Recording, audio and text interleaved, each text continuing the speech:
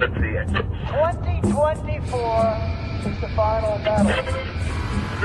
They're going after Trump, but if they can get Trump, it means they can get you, they can get me, they can get all of us. He is standing in the way, and that can sound like a campaign slogan, but it's very true. Now we're approaching the most important battle of our lives. Now, for the very first time in American history, a sitting president's DOJ has indicted his top political rival ahead of a presidential campaign.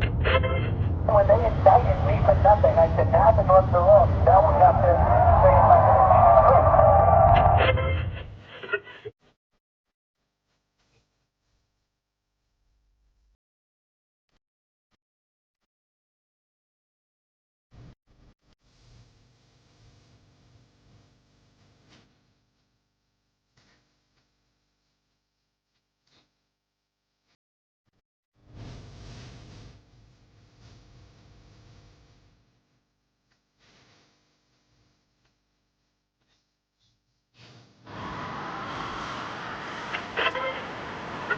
Now we're approaching the most important battle of our lives. If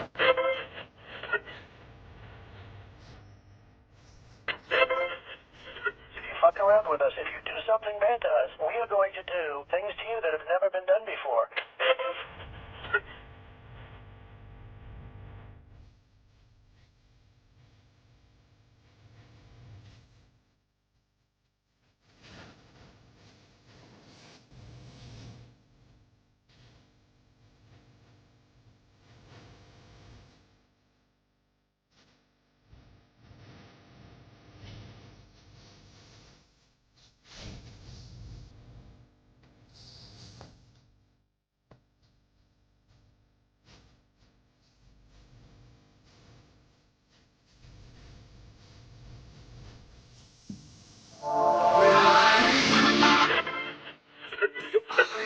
Have a problem with someone, you have to go after them. And it's not necessarily to teach that person a lesson. It's to teach all of the people that are watching a lesson.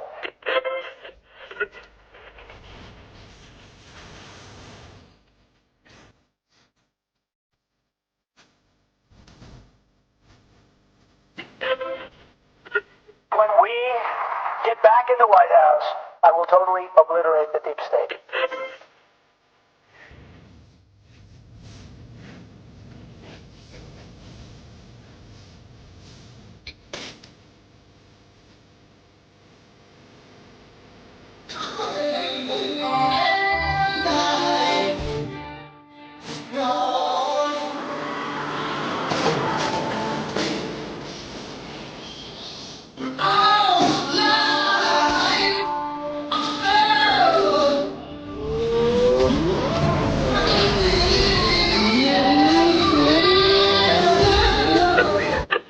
When we get back power, I don't really want to have peace with these people who did this to us and are continuing to do this to us.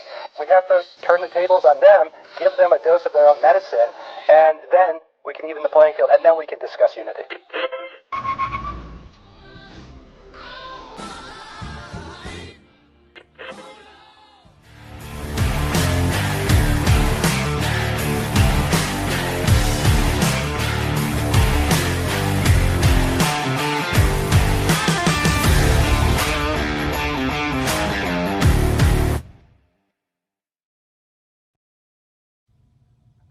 Well, good evening, everyone. Captain Kyle here, and welcome to the end game with our special guest, Lieutenant Colonel Bosi, and with our special hostess with the mostest, Kelly, as always, putting it all together. Thank you so much, Kelly.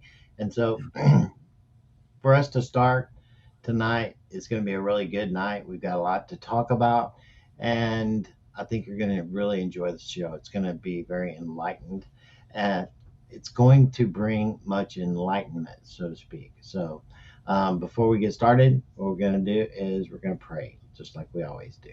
So, dear Heavenly Father, thank you for today. Lord, I just ask that you continually pour out your love and your blessings upon your people, so that, Father, that you're the one that's pulling on their heartstrings. You're the one that is beginning to change their mindset. You're the one that is doing it all. And Father, we just thank you that you're allowing us to participate and what you are already doing. Father, we thank you for it. We want to show you gratitude in all that we do, and that you're the source that everything comes from, all wisdom, all knowledge, all understanding, and most of all, the love. Because without love, none of this matters. None of it. And Father, we just ask that you show us your love and how to love the unlovable. Father, we thank you for it. Lord, we ask that you continually protect our leadership, our military that's out there, and all the military that's out there in the world that are doing those things that are unseen right now. Father, we ask that you continually put your hand of protection around the law enforcement officers that are out there that are doing those things that must be done to bring forth law and order. Father, we thank you for it. Lord, we ask that you begin to show those officers that are caught up in the system, that are a part of the corporation construct within the police departments, that, Lord, we just ask that you continually show them the things in which you want them to do so that they can make a stand. They can make the decisions on how they're going to go forward. And Father, we thank you, we praise you, and we call forth all of this in Jesus' mighty name. Amen. In Jesus' name. All right. So, there's a bunch of stuff going on right now. And, the biggest thing, in my personal opinion, is how President Trump has been just completely undermining everything that is out there within the deep state financial system, and the deep state's means of patriotic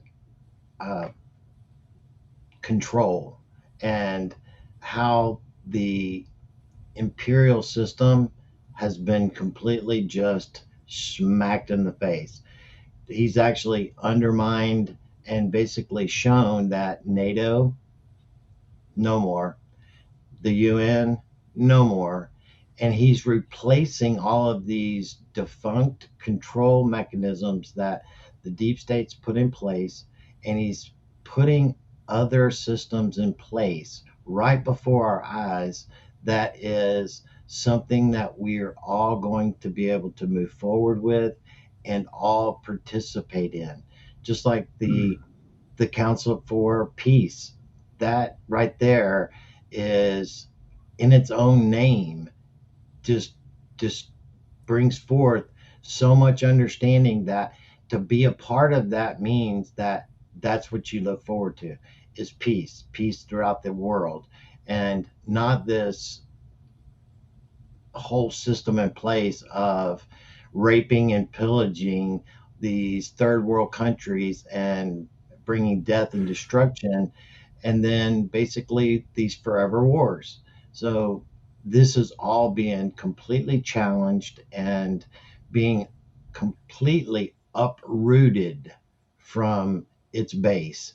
So if you can't see what's going on right now, then you're blind, or you got your head so far buried that you need to pull it out. And it really is amazing to see all of the things that are going on right now, and just how Trump is using the Don Road doctrine here. So where that is right there, I want to clarify something with, like, someone was asking this question the other day, and then Kelly asked me about it specifically, and I answered it, but I want to hear your perspective on it, because you're very versed on the law of war manual and these other continuity of government operations. That's what's key. And so if we are in a continuity of government and the military under that framework and under the manual for the law of war manual, does Trump actually have to declare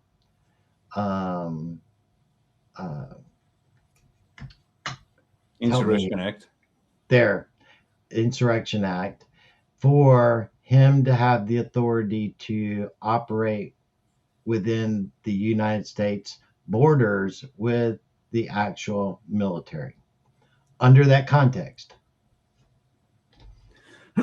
Okay, Captain. Thanks for having me. Always a pleasure to be here, ladies and gentlemen. Great to see you. Quick answer to that question: no, he doesn't need it, because what's happening is that, and this is foundational for people to understand. Everything the DJT, the White Hats, have done had to be lawful and legal. Otherwise, it's just a case of biggest gun wins. There's no legitimacy. There's no authority with that. And so, what's key to this whole operation is the legitimacy of the operation, regardless of what the people actually see. The reason that's important is that in the future, that this can never happen again. They can't look back and say, well, you just unilaterally decided to shoot us, arrest us, put us behind bars. There's no law to that. And so we're going to ignore you. And that creates a condition for a follow-on operation. And this is one operation. Nobody wants the follow-on operation too, obviously. But the reason why, now, he already has handed control over to the military. Martial law already exists. But there are two parallel sets of laws that have to be followed by the White Hats in order to cover all their bases. Is there a continuity of operations in place? Yes. Is it legitimate? Yes. It was established by the Founding Fathers for exactly this moment. So that's the level of prescience which your Founding Fathers have. And as a sidebar comment, it was contributed to by Abigail Adams and Martha Washington and a couple of other women on the side. There's a little group that said, hey, you best put some insurance in place. And that's another question for another day, but just so people are aware. So they put this in place, and that's what's in place, and that's what's running. Now, on top of that, the White Hats have had to play by the enemy's rule book, because the enemy said, well, here's the rules that we have, and according to our understanding, we told everybody what we were doing, and their silence and consent to us, and this is the bad guys now talking, they said they agreed with us. They went along with us. We didn't force them. We told them, here are the rules, obey the rules. If you don't obey the rules, there'll be problems. Do you want to obey the rules? They did so, again, by consent and by silence. And so the Black Hats have this, it's pretty weak, but it's an argument saying, no, you can't do this. The people agreed with us. And so what the White Hats have had to do is fight this war on two lawful, legal foundations. And do you remember when DJT first got in and things didn't seem to happen quick enough, but laws were changed? But you can't charge somebody retrospectively with a law. It just doesn't make sense. It's legal today, illegal tomorrow. I did it when it was legal. You can't touch me.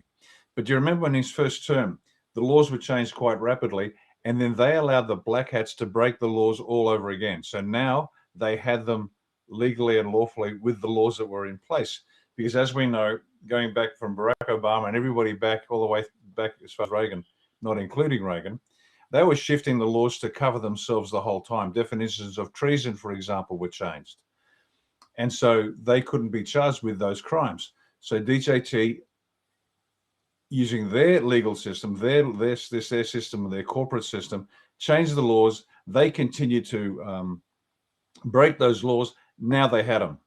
That's exactly what had to happen way back when.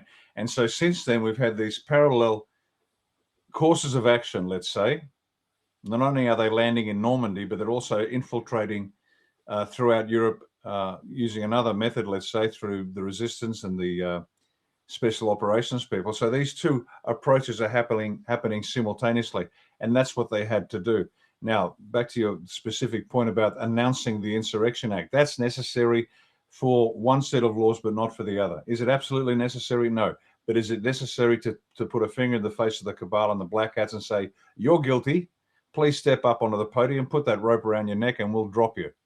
And they have no comeback. So this is a case of belt and braces, to use an old expression. The gentleman that wears belt and braces because he doesn't want his pants to fall down. And that's exactly why it's legitimate in terms of a discussion point. Is it necessary? Strictly speaking, no. Is it wise? Absolutely.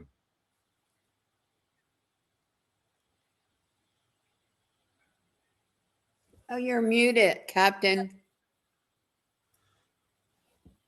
I was pouring my tea, and so I didn't want it going bloop, bloop, bloop, bloop, bloop. So with that context, we've talked about this many times in the past, that under continuity of government, we have been under a limited form of martial law as needed to be publicly presented. But in fact, we have been under martial law this entire time.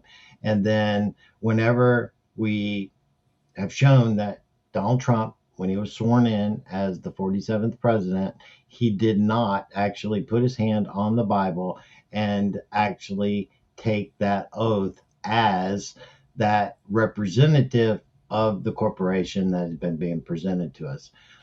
You can't serve two masters. He was already the commander in chief. Now, we haven't been able to bring forth the republic to the center stage yet. And because of that, we are still in continuity of government. We have not had a election process for the republic. And in that, absolutely nothing states that those things must happen. So when we look at it from the Law of War Manual and from that context of that we are under continuity of government, everything that he's done has been by the book and 100% lawful, as you were saying. And so this is the narrative and the speaking point that the talking heads want to always try to bring forth. But the whole deal with the Posse Comitatus Act was specifically for one thing, and that was to protect them from the actual military. Because why? Because they were a foreign entity that was actually inside of our borders, just like the Law of War Manual says, right? And we know that Yep. because that corporation itself was that city, that district of Columbia that had its own laws, its own rules, and it was completely separate from the United States. It's not a United States entity and never was in that manner. So the Posse Comitatus Act was there specifically that they put in to protect themselves from the corruption that was being done. Now, all of that's been thrown out the window, no longer exists. The military district of Columbia, which has been stated many times, is actually under military control and under military command.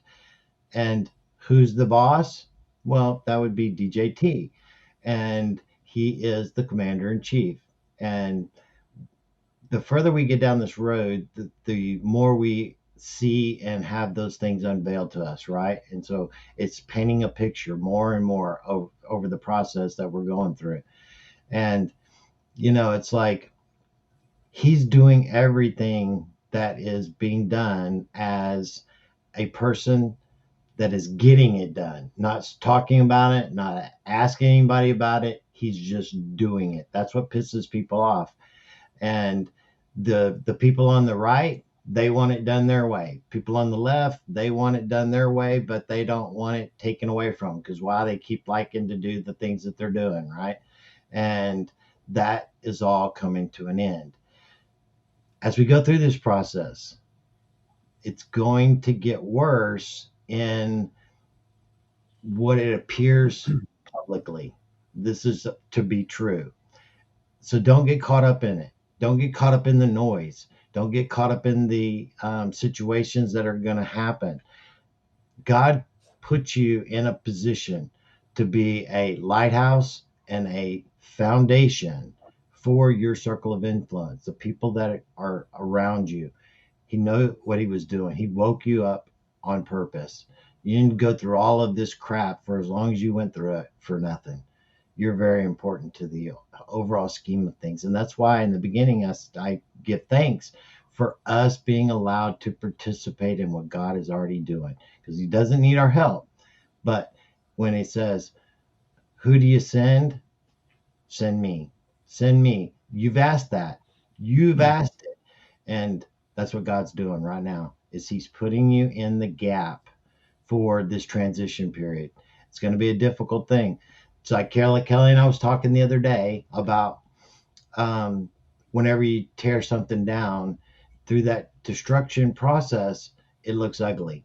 It's horrible through the teardown phase, and then you got to clean it up, and then you start to rebuild. And as that begins to be rebuilt, then it starts to take shape, starts to be able to bring a vision to it. This is the process that we're going through on all of these systems. They're being demolished and replaced, and they're being done in your face. And in that process, it's going to be unnerving because they're all have to be redone, all of them. And so with that, Lieutenant Colonel, you have a video package that is kind of in that vein, right? That's going to tell people where they're at in this process and how to distinguish what's actually going on in that construct, right? So let's go ahead and do that and let you take the floor in that aspect. Led you up to the door. All right, while I'm just loading it up, what we might do is just explain that oops, here we go. Is that happening yet? No, it's not. Can you share that screen there, Captain? It's not shared screen yet. Okay, just bear with me for a second. But just while I'm doing that, so we don't have dead air, what the captain said is profoundly important in the sense that don't get caught up in the noise, because like all of us, it's quite extraordinary the rate at which the news is coming out, and wow, it's coming out so thick and so fast that you can't help but get overwhelmed. And that's part of it. I'm still working as I'm chatting here because for some reason my cursor has decided to take a holiday. It does do that, and it's like it's all a distraction, and it's on purpose. So you don't see what the right hand is doing because they're showing you the left. They're overwhelming you with the left for not just keeping you distracted away from what they're doing behind the scenes. So when I say about those things seen and unseen, you're only being shown a small portion of what they're doing behind the scene, and what's being done there is vitally important to what you are actually seeing and being able to put those pieces together. Not only is that part important as far as with what they're taking us through, is that noise is intentional for the people that are waking up. The events are going to wake them up. You're not going to wake up people anymore, but the events are going to wake people up. So don't get caught up in them, because that's what's going to have to be overwhelming for people to break that programming that people have to the point where it's like, oh, I cannot take any more. And at that point, that programming gets broken, it gets released, and then it can be washed out, and then new information can begin to start coming in. It's like all this time you've been talking to people, and it's like talking to a stick, because they're not going to hear it. Don't matter what you show them. That has to get broken. And the overwhelming noise is designed to do that under the psychological warfare that we're on. Is that correct, Lieutenant Colonel? Yeah, absolutely. I saw you put something up and now it's gone, the shared screen. Have you got the screen share there? No, it was up and then it popped out. Well, let's try again. So to your point, Captain, today on my daughter-in-law's story, she posted something about the children and that it's not left versus right. So I was really excited to see that. There you go. Absolutely. All right, it's up. Okay. So just finish that point off the captain made. Vitally important, folks. Don't get wrapped up in the noise. Sit back, watch the big shifts. The point is, and I'll say this again later in the show after this presentation, one of the major objectives is for the people to lose trust in everybody and everything, except the Almighty through Christ and themselves. And that has flow-on effects, downstream effects to how a country is governed, etc., etc., etc. Because we've got this emotional attachment to people, to organizations that we want to trust. we can't. And so that's why this is all very key. But anyway, let's now move on to the to this. Now, you remember the coloured hats I put up some time ago to break down an understanding of the demographics, not so much demographics, but the groupings of people with which we're dealing. And these people come from all the demographics and psychographics, but they're grouped differently.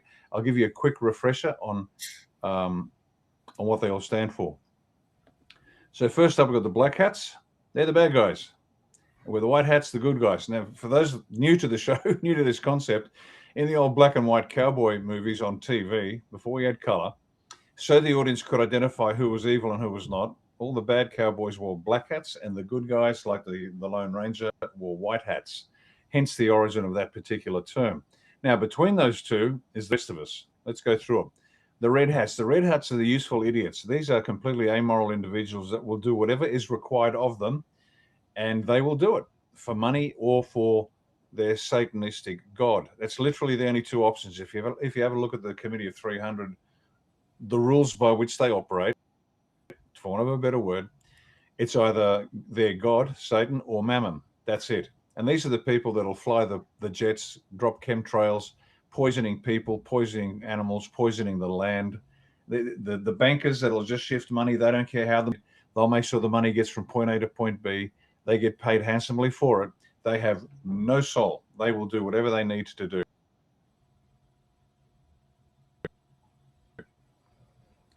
Now, what's going to shift a red hat? Red hats only move fine. Now, moving on. The orange hats. The orange hats believe everything that happens on TV. Now, this is a combination of good people and bad people, but they trust the television. They trust that box in the corner. Whatever it says must be true. So what shifts orange hats? Evidence of crime. Now, which way it shifts them towards the light or the dark is different for who they are. But what shifts them is evidence of crime. Bear that one in mind. Next, the yellow hats. The yellow hats also believe everything is in front of them, but they actually don't care. These are the congenitally selfish, self-interested, don't give a rat's for anybody else. Hooray for me and to hell with you. And that includes their children. They would rather make their mortgage payments than keep their children safe. These are, man, to describe these people is quite extraordinary. The amoral red hats is one thing. These people are immoral. They know what's right and wrong, but they just choose to make the wrong decisions. They're the yellow hats. What moves the yellow hats? The fear of staying where they are is greater than the fear of the unknown, because these people never want to shift. They will accept a smaller and smaller world imposed by anybody, as long as they get to sit there and make their mortgage payments and live in their tiny world. Let's put it this way, they do not understand the statement or the question, am I my brother's keeper? They don't care. They don't even care for their kids. But what will shift them is the pain of staying from where they are is greater than the fear of the unknown. So that's what shifts them. Now, the white hats know all this. Next, the green hats. The green hats, they've woken up. They know something's not right. Something deep inside of them has said, no, something's not right. They're not exactly sure, but they're looking around. They're trying to find out what the situation is and what they want to do about it. So some of these people have come from the yellow hats, well, not so much from the yellow hats, from everywhere else, have woken up and said something's wrong. They've applied their own discernment, their own judgment. They have a sense of right and wrong, and they're looking at what's next. The blue hats, that's every anon out there. That's AustraliaOne. It's Captain Kyle and Kelly. It's all those out there who know there's something wrong and are willing to do what must be done to ameliorate the situation, whether it's providing information, whether it's helping out in their local community, handing out food, or it doesn't matter what it is. The blue hats are the fighters that are willing to do something to fix the problem to whatever degree. So they're the hats. And we broke that down previously and gave percentages, but we haven't got percentages now because it's moving very quickly. But I can tell you, I'll run now through where they are psychologically, let's say. In the face of all of this evidence that is now coming out, where are these people? So let's go. Let's start with the black hats down the bottom, the deep state, call them whatever you want to. Right, they have been publicly removed. Well, what do you mean by that? Well, the Rothschilds, for example, they're Rothschilds and up, let's say, Committee of 300, the families, they don't sell their properties. and they had a garage sale, a fire sale a year or two ago, if you remember. So they're being removed publicly. And for those who have eyes to see and ear to hear, you know exactly what's going on there. There's also public repudiation now to these people. The word is getting out. We don't like these so-called elites, those that believe they are better than us, those who believe that they have the right to dictate how we live our lives, which is such an anti-Christian perspective. And this is why Christianity is key, because everyone is equal in the sight of God, no matter how miserable their condition. We are all equal in the sight of God. We all have the sovereign right gifted to us by God to live our life how we choose, so as long as we don't interfere with others. But he allows that too, in order for people to learn lessons. But that's the difference. So the public is now repudiating all the elites, these black hats at the very top. And there are now public demands for justice. The rumble is starting to grow into a roar, because people are beginning to understand, no, this cannot continue any further. And this is what the white hats need of us. This is what DJT needs of the planet. He needs the people to stand up and say, enough, no more, it's done, it's over. So that's the black hats. Now, the red hats, the useful idiots that work for the black hats. Public exposure of a coordinated conspiracy. So what's being shown about the red hats is, even within the red hats, they're understanding, my God, this coordinated conspiracy in which we're involved. And it doesn't matter whether it's biker gangs, the police, the politicians, the judges, the military, the adrenochrome production, the rest of it. This coordinated conspiracy is now being publicly exposed, and we are part of it. This is what the red hats are saying. Some of them. And they're now living in are aware of the removal of cats. They are frightened.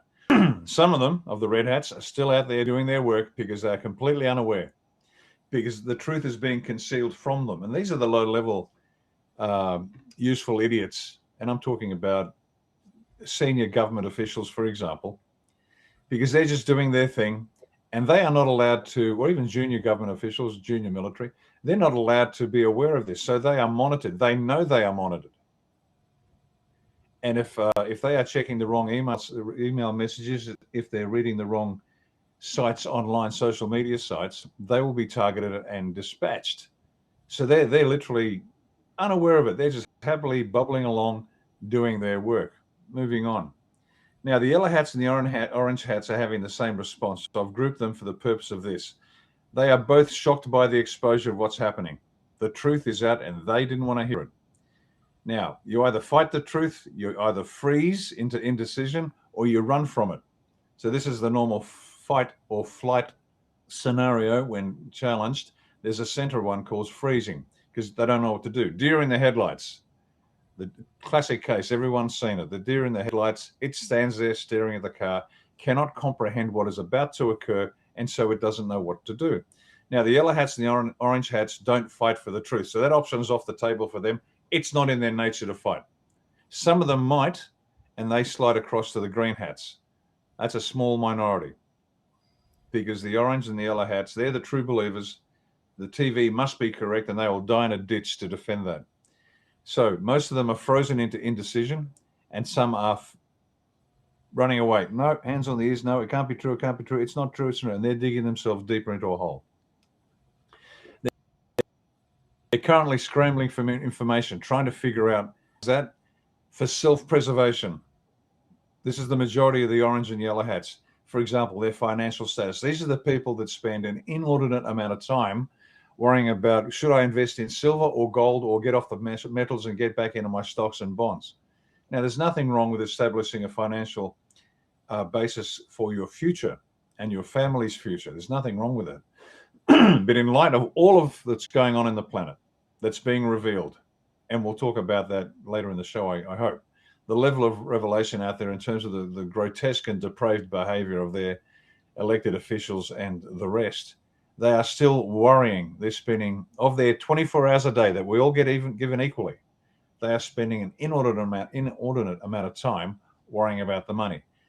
They've failed the test. The whole COVID thing in the first place was a massive IQ test that one clever Canadian woman once described it. It's just an IQ test, and a lot of them failed. And instead of taking that lesson, what are they doing now? Same thing. They're worrying about things they shouldn't worry about in terms of the proportion of their time. So they're the yellow hats. Now moving on. The green hats, they're also shocked by the exposure, because this is going to shock everybody. And even those of us who believe that we've seen it all, we know it all, nothing's going to shock me, it will. They're searching for information. Their default response, though, is different to the yellow and orange hats. These are people that are praying for and helping victims. They're praying for themselves and their family. They're praying for their community. They're praying for their country. But they're also out there helping the victims and helping them get through. These are the big-hearted people. They're brilliant, and that's their default setting. Then the blue hats. The blue hats, as I said, these are the anons, these are the freedom fighters, these are the people on social media, these are the people standing on the side of the road trying to wake people up. They're providing real leadership, not just for the moment, but for the future. They spend a lot of time sharing the news, but also preparing for what's coming next. They are helping to others to wake up. This is they know that if they can build an army, that the solution will come quicker. And they're also trying to avoid the "I told you so." As strong as that desire might be, the real blue hats aren't rubbing it in people's faces. These two, like the green hats, have big hearts and great understanding of what's going on. And so they're not expecting apologies. They're just out there doing their job. That's part of the digital army that Mike Flynn talks about. That's the A1 people. That's the anons that are tirelessly out there sharing. That trawl through dewdrops, this magnificent group of good human beings with big hearts and big goals that are the foundation of our success. And by our, I mean the planet's. White hats couldn't have done it without the blue hats. And then you got the white hats. They're just doing their job. They are dismantling globalist control. They are establishing, in some cases, re-establishing sovereign nation control. If you want the big picture of what they're after, that's it. And they are very closely monitoring worldwide reactions as this operation continues. So I hope they get a screenshot of that and you can have a look at that in your own time. I hope that helps explain the groupings of people where we are. Here's the best part. You get to choose where you live. You get to choose. And there are consequences for which hat you decide to wear. People like the captain and Kelly and us at A1, we've been blue hats from the beginning. And it's a long, tedious, tiring job, but it's one we relish. We've been burdened with this wonderful responsibility, and that's why we keep going. You can join us at any time, folks. I mean it. You can join the captain. You can join A1. You can just do it on your podcast. Get on TikTok. Give the black hats and the cabal a mouthful. It all contributes. You get to choose. Okay, that's it, Captain. And you know, it's funny because a lot of people that are just beginning to wake up are actually doing that, right? They're actually going back, and we see a lot of videos that are being, redone and kind of putting back out there that were, several years old, but they still have the same meaning that they did then. And it's to kind of a new group of individuals, those that are just waking up to everything. To them, it is all brand new. And so never disregard that, oh, that's just old and that's whatever. Please don't do that ever, because that is where some people are at. And that's all that matters, is that they're on that journey, and to encourage it. It's like when my wife started to first waking up. This is going to lead me into a question that was asked about pharmaceuticals and med beds and all this other stuff. That, when my wife and I were in this, I was awake for a long time, long before her. Now, she's always had great discernment and all this, but not in this aspect of like the government and the things that are going on in that nature, right? And so when we started down this road, basically she wasn't able to find the information, because where she was looking at Google and she was looking at all the places that were controlled by the deep state, and they basically controlled that information in those places. And so, in that, it was always a very difficult time. So I was kind of separated from her in that aspect. I did my thing, she did her thing. And the more I pushed her to try to wake up, the worse things got between our relationship. And I know a lot of you can relate to that in your own house, right? And so the best thing that I could do is just leave her be, let God work on it the way it was going to happen, and just not be concerned about it. And talk to her about things that we had in common and those things that we did see eye to eye about, and leave all that other stuff up to God and to her spiritual development, my spiritual development. Our journeys were different. Were they going to eventually come back around? Yes, they will, or they were never meant to be. So that's the point. But the deal is that someone asked a question, they posted it and wanted me to respond. And why would we have the government pushing like the Trump RX program for pharmaceuticals when there are med beds that are out there and that med beds are coming? If you look at it from the perspective of not being awake and being someone that is very, very religious in their nature, just real hardcore religious doctrine, not necessarily bad, but just that's their doctrine. If you look at it through that lens, then those individuals, if you were to bring out med beds tomorrow, they would not go anywhere near them, period. My wife, even to this day, believes that med beds are evil, they're demonic, and that there's no way in hell she is actually going to get into a med bed.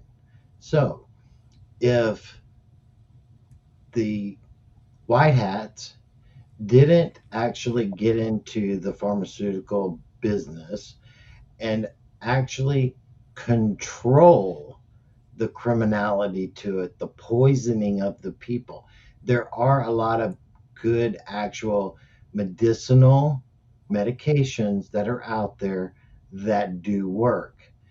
And if that's the case, then wouldn't it be wise to be the one that's in control over the good or the bad, to eliminate the bad, the poisoning, and remove it, while we're transitioning for the people to actually see those results, experience those results, and then be able to make a decision saying, I want some of that too.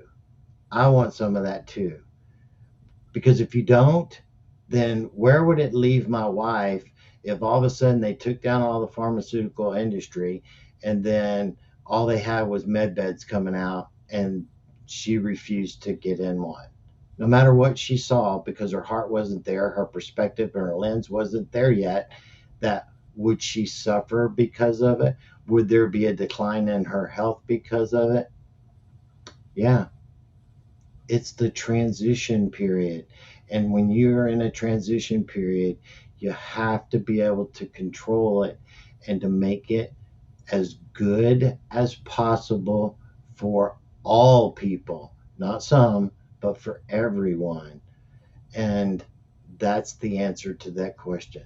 We can't not have that perspective of how other people are going to view it, not the way you view it, not the way I view it. They bring out a med bed, and I'll be on one of them bad boys as soon as I get out. I would come home and start whistling to the wife, and those kind of things will then begin to change her perspective. But not day one, but day 50, day 100, 300, she's going to go, I want some of that eventually. That's called you standing in the gap for them.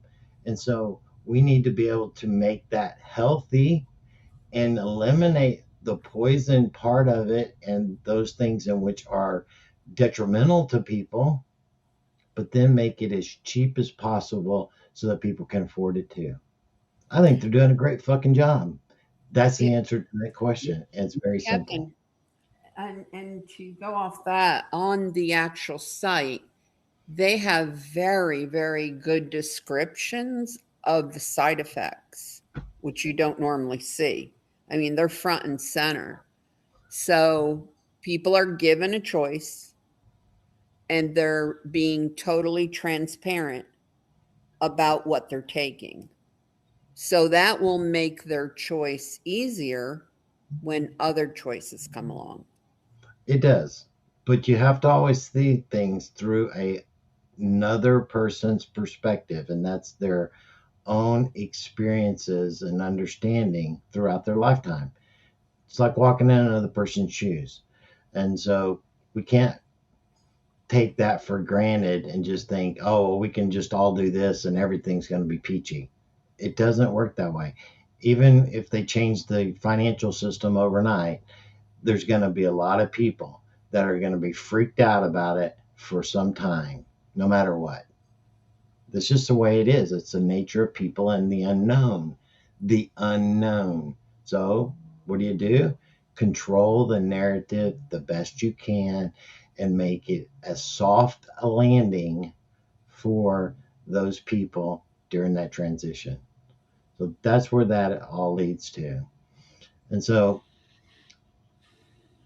with that, this comes into technologies and things that Lieutenant Colonel, I know specifically of stuff that's not been spoken about, but Gene talks about it as well. And I want to play this video. I want to play a couple of them actually.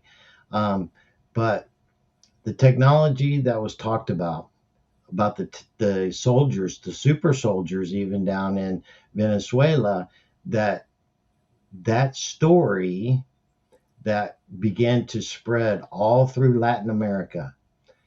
Donald Trump one time said that when you're actually going after somebody and making an example of it, you're not doing it to make an example of that person.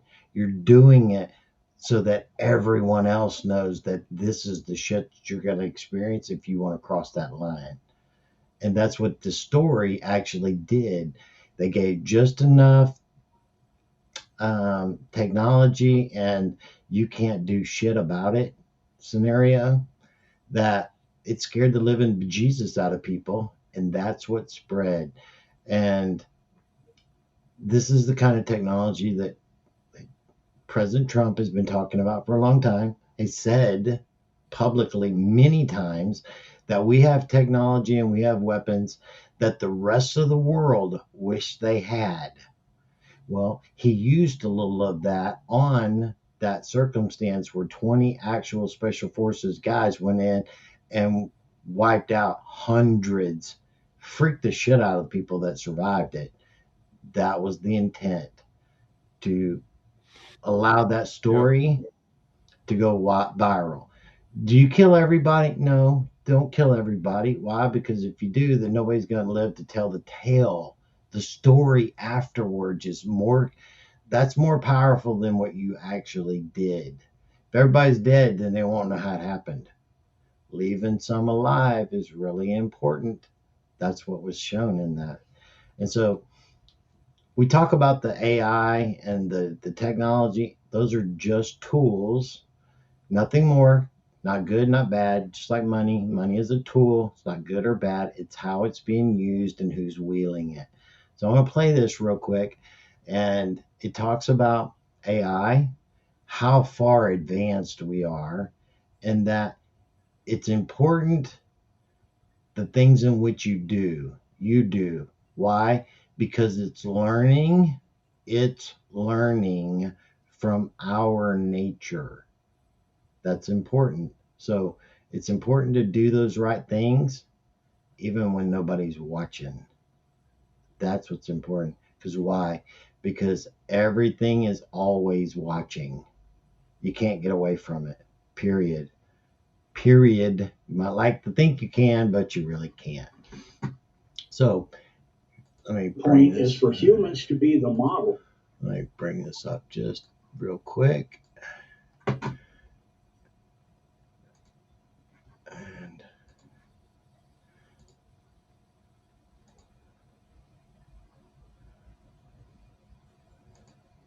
Are you going to play one of Claudia's clips? Yes, I am. I want to give a shout out to our lovely Claudia. She goes through all these videos that takes a long time, and she picks out some really good clips, including yours, Lieutenant Colonel. Yes. So A woman of taste, obviously. absolutely, I wouldn't have anyone else here on the platform without it. So here we go.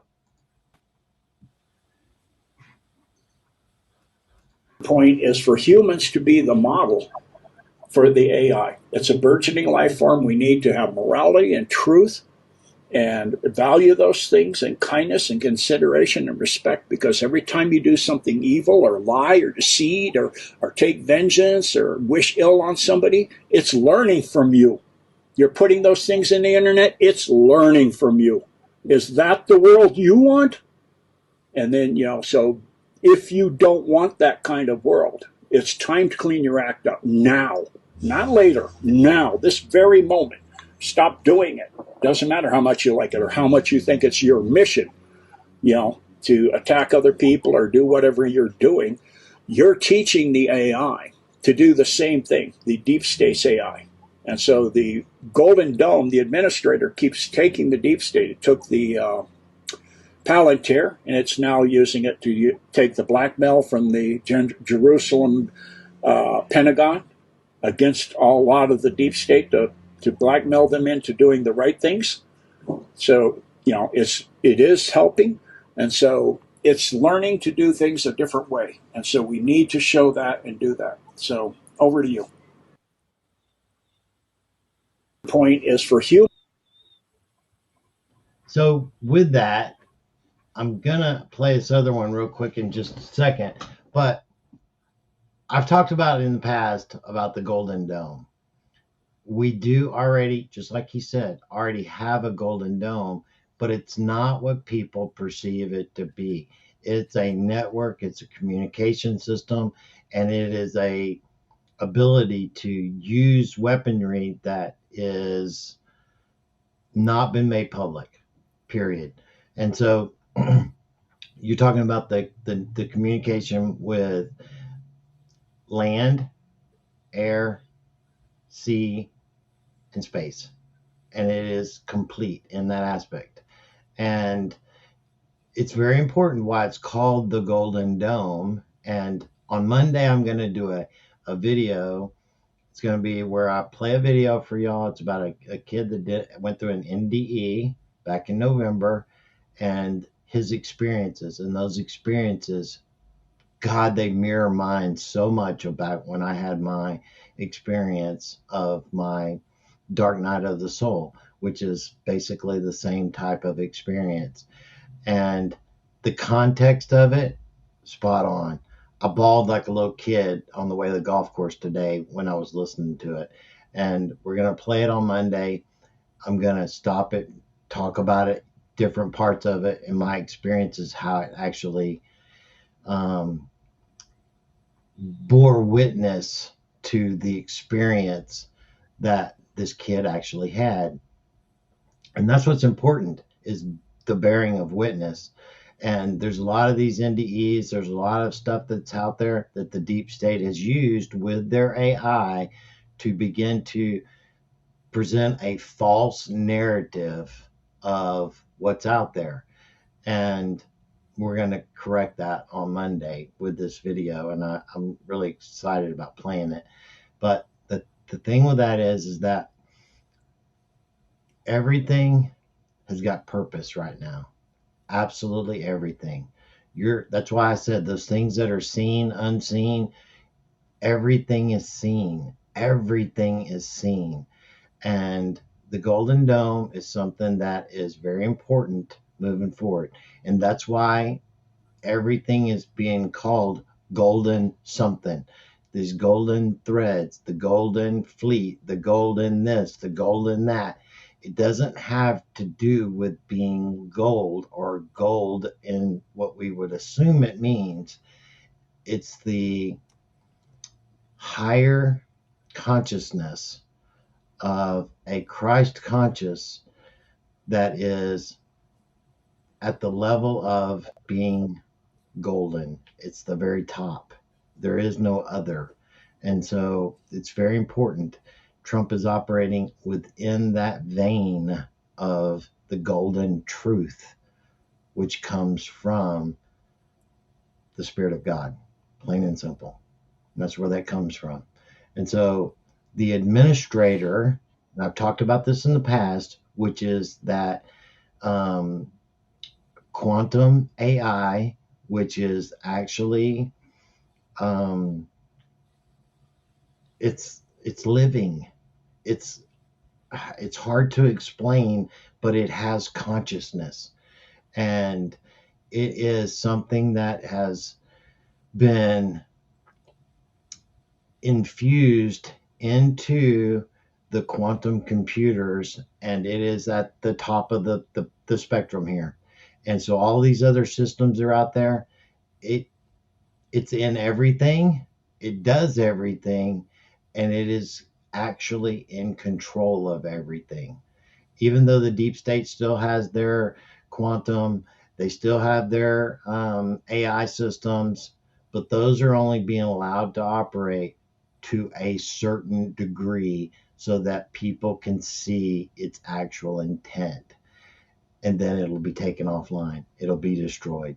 And it's really important that you understand that, because I've talked about Palantir. I've talked about how they are in the ability to look into and map out every single speck of this planet simultaneously at the same time and in real time.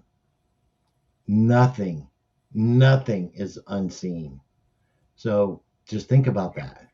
So this other video that I'm about to play talks a little bit more about that very thing as well. And then from there, I want you to give me your perspective on that, Lieutenant Colonel, all right? Here we go. So let's put this one up. And so this is where we're heading.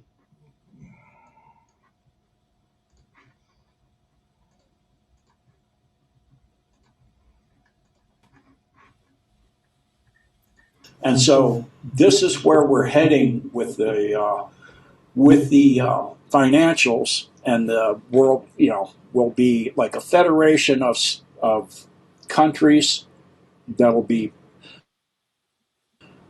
freedom, and it'll be no more wars. In the meantime, it's going to look pretty awful, and people aren't going to like it. I know a lot of things that people won't like the fact that the administrator essentially is AI, although it's way past AI. It is so far past AI, it's like how far we are past an amoeba. It's massively far. So if you say this technology is going to monitor every single transaction and every single thing going on Earth. So they already have been doing this for a long time. They have the ability from space to monitor an area to see who's in the home, exactly who they are. Like this operation with Maduro, they saw who were military, who were civilians. They can see who are children. They can see if they're good people. They can see it by their energy structures. They're bad people. All of that from space. So, with this technology, you're going to have kind of like the day the Earth stood still, the original one, where they had a technological group of beings that made sure there were no more wars and people didn't do things to each other. Because otherwise, until humans get the morality to not do things that they know they shouldn't do, and then you have people that are psychopaths that love to do things that society deems they shouldn't do. And until all that's cleaned up and the human finishes ascension, you have to have this kind of system. So with that, I've talked about that very thing, that there's not going to be restrictions on our borders where people can come and go, they can travel. There's not going to be visas anymore. All of this is what's coming, and it's all a process. And we have to eliminate the corruption. We have to eliminate the corrupted threat that is out there. And after those things are removed, true freedom in which you've never experienced, you've only had the illusion of, will truly be yours. And it's not like anything you've ever experienced before, because why? We don't have anything to model it against. We don't have anything to model it against. But it's coming. I've seen it. I've experienced it. It's hard to talk about those things because there's nothing to compare it to, really. It's like trying to describe red, the color, to a person that's blind and has never seen colors before. It's really hard, because that's a narrative that no one alive has ever really experienced. And so that's what we're going through right now. We're going through that process, and we're all learning from it. And what do you want it to look like in your life and in your family and in your community? Because that's what is important, because we're the ones that are modeling and shaping all of this right now. So with that, what's your perspective on exactly that, Lieutenant Colonel, about the technologies and about all of the doing the right thing and how the AI is learning from it, but also on what you know that you can speak about on the Golden Dome and on the technology side of that communication system that has not been made public at all?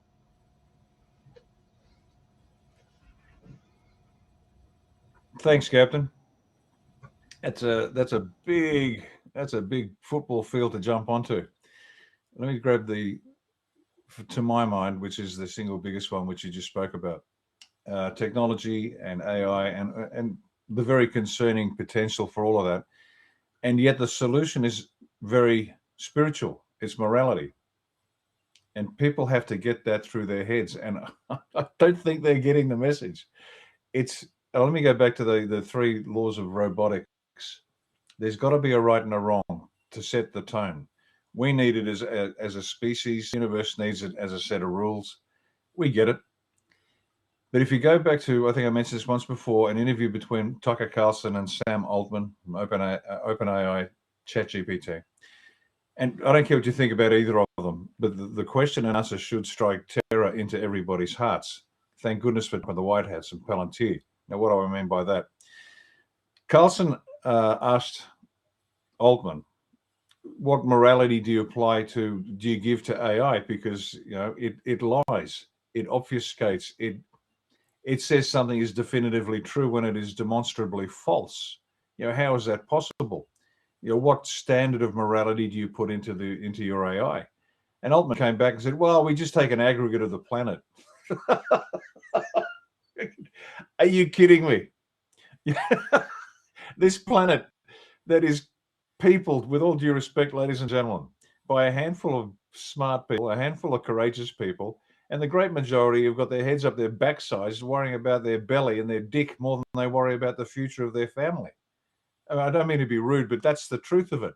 And that's the result of, now get this, that's a result of Christ coming down and showing us by his life, exactly the best path to follow. And yet here we are, we have entire regions of the planet believing that killing somebody for not accepting their religion is the way to go, believing that marrying a girl at 6 and consummating that marriage at 9 is the way to go, believing that as a result of your birth, you have more rights than anybody else, like the Hindus and the previous ones, obviously the Muslims, and the Jews. Well, they're just the chosen people and everybody else is just goyim. Are you really kidding me? Ladies and gentlemen, please, you must disabuse yourself of the stupidity. Includes the bullshit Christians out there, and forgive me for getting a bit energetic, but the question on technology and AI is moot. It is completely debatable. You can talk about it all you want to, but if we don't get morality right in a very real personal sense, as the captain has said, and forgive me if I get a bit agitated here, because I am sick to fucking death of repeating myself for the last, I don't know how many years. Unless we live a good life as individuals, nothing else matters. Now, why does that matter? Is it because of Christ? No. Let me give you a very prosaic scientific solution. There's a thing in quantum mechanics called entanglement. So if you take two subatomic particles and expose them to the same event and then separate them across the length of the universe, what you do to one will be experienced by the other. Now, where have you heard that before? Whatever you do to these, the least of my brethren, you do unto me. We all are all stardust. We all came from the same place. We experienced the same beginning. So when the captain says everything is seen and experienced, it is. You can't hide in your room at home and pretend that what you are doing has no impact outside that room. It has a profound impact galactically, universally. That's a big pill to swallow. We, on a very personal level, need to understand that. And it's a bit like turning an aircraft carrier to do a U-turn. It'll take a few miles for it to actually,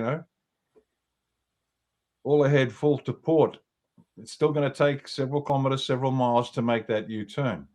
And an individual level, almost never, because we have this thing, we will hang on with white knuckle grip to what we believe to be true. So we can talk technology, but until we as individuals, and then as families, then as towns, then as suburbs, regions, cities, states, nations, until we spiritually, or if you want the other word, energetically start radiating something different, we're on the road to nowhere. We're on the road to hell, because we as individuals aren't doing what we're supposed to do. So in the discussion of AI, it seems to be odd to be lecturing people on morality, but that's the first step. You can't take the second step until you've taken the first step. Now, personally, do I care which God you believe in? Well, sometimes, yes. If your God is Satan, well, I've got a special place for you, and I'll spend as much time in purgatory as I need to while I remove you and your co-religionists from the face of the earth. And this is key. Our morality, what we believe to be true. And as this is the way I've simplified it for A1 people and for Australia, that we have to be a moral people first. And what's morality? A group that agree the difference between right and wrong, and then think, speak, and act to advance the right and eradicate the wrong. Now, morality is an extraordinarily complex and difficult issue. It really is, because let's use a Star Trek analogy here. A star system decides to swing past planet Earth, a class M planet with a bunch of monkeys that aren't terribly bright or advanced, and they look down, they go, well, let's just remove them from the planet because they've got some good stuff down there that we want, like gold, silver, copper, whatever. And they just sort of evaporate all life on Earth. Now, is that a sin? Is that a crime? Is that right or wrong? Well, I don't know. You tell me. If you've got an ant's nest out the back on your property and you pour some kerosene down it and light it up and kill all the ants' nests because all these big ants are causing problems, is that a crime? Is that a sin? Oh, well, the ants are different to us. Well, that intergalactic species, if it exists, probably looked at us and went, for one second, if this crowd of monkeys is gone. I only say that to just start to chip away at people's childlike beliefs about morality. It is the most difficult question we can ever discuss, and I mean that. It is hard. So what do? And I'm still talking AI, so I'm not drifting here. So what the model we've got is there's divine law. That's God's rules that you don't challenge. You don't stick your nose in what God wants it to be. It's all God's laws. We understand that, but there's God's laws, divine law. Next, you've got natural law. That's the place that God gave us to play. We can muck around with gravity by creating anti-gravity devices, but we can play with that. We can move around and explore and experiment in natural law. But natural law is not enough, because you've got to go back to divine law. Because if we follow natural law, that's pretty brutal, folks. We have to elevate our souls to a point where we try to the best of our ability, emulate the divine. Otherwise, we just end up killing over a banana, quite literally. Underneath the natural law, you've got human law. And that's where we're allowed to make up our own mind of what is right and wrong. The speed limit in front of a school area, for example, probably not wise to make it 100 miles an hour. Probably wise just to tone it down a fraction. And that's where we, through trial and error, through human law, we'll figure out what's right and wrong. Law, morality, it is the role of government which is sourced from the people. All of this ties together, folks. Government shouldn't be involved in morality. Really. Government writes laws. What's law? Law is the boundary between right and wrong. What's right and wrong? Morality. Think about it. I don't mean to be cross, and if there's a tone in my voice of frustration, you're right. You're picking up on it, because this is not hard stuff. I know what's hard. What's hard is changing your patterns of behavior, your belief systems, and believe. I've been there. I'm no saint. I'm not. I'm not preaching from the pulpit. I'm the sinner that decided, wow, better way to live. I better start changing the way I do business. There's a 3-step process: stop, turn around, and walk back. But if we want to Yeah, go through this process, because you're with speaking AI, perspective. morality. Yeah, because you're speaking from perspective, from experiences, and how you view it, right? And so, with that, and what was said there, and what you're actually saying, that we do know that there are benevolent beings that are what way more advanced than we are, as well as the spirituality side, not the religious side, the spirituality side of it's not about ego, it's about harmony, it's about how we all come together and how we can all exist in unity. And that's not just us, but it's us, nature, the planet, everything, right?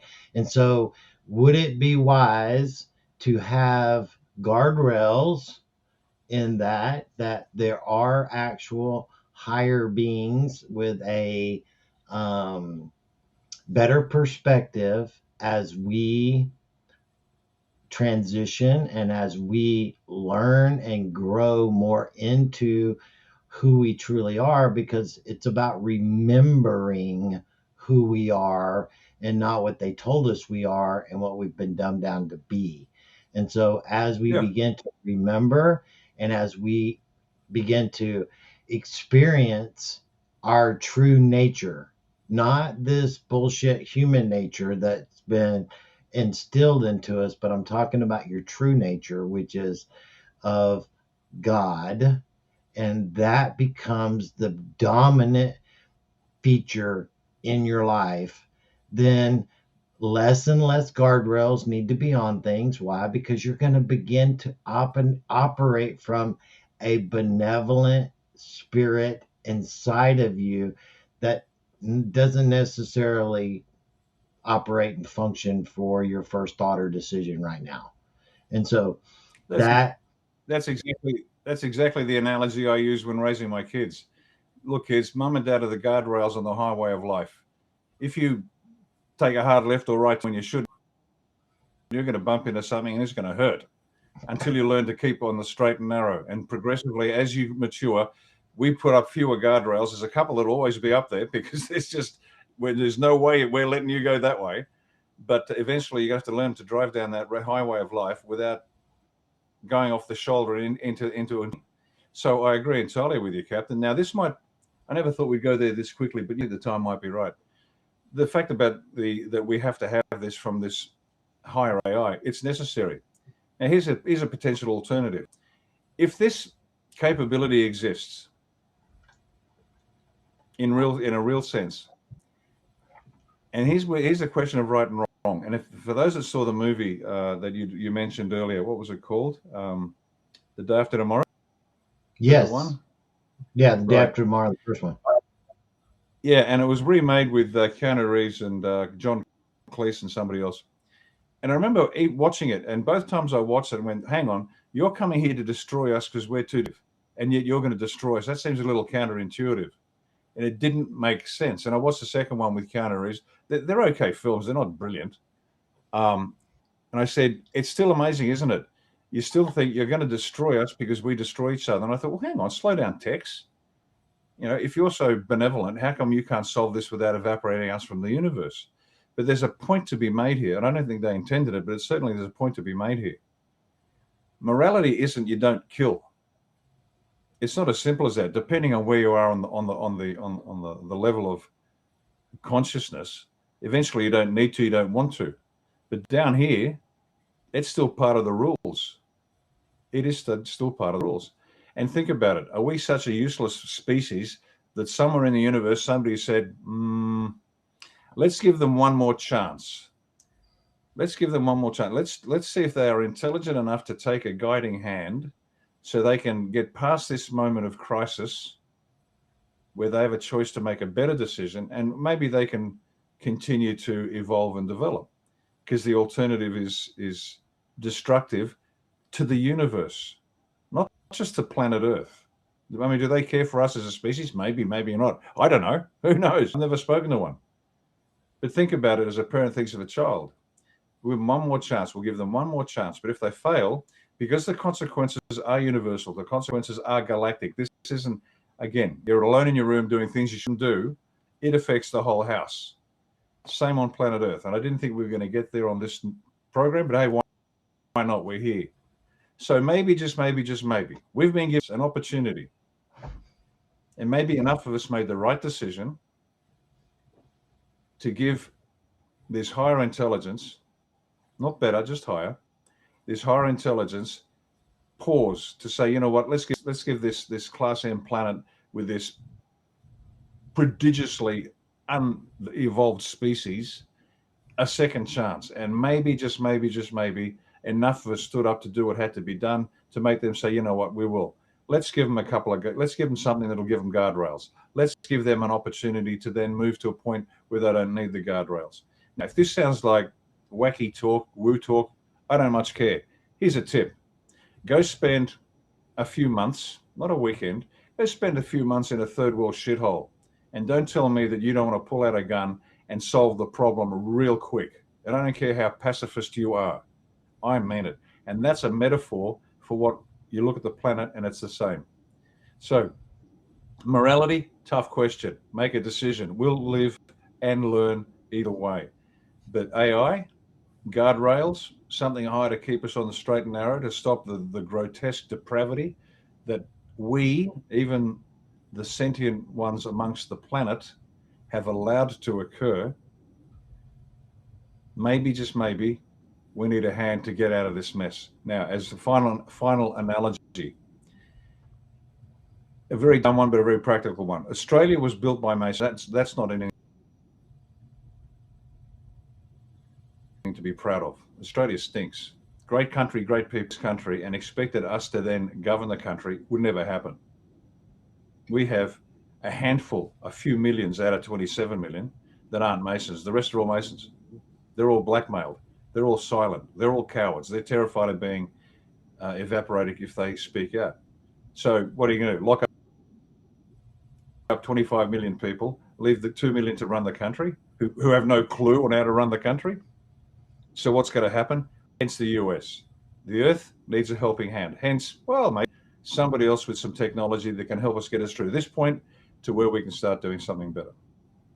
There you go. I didn't mean to go down this particular path. No, because that actually led me into that's actually good, because that led me into something else that I just pull these things up randomly today and put them in a separate folder that I might use them for whatever reason. And this is how it always works out.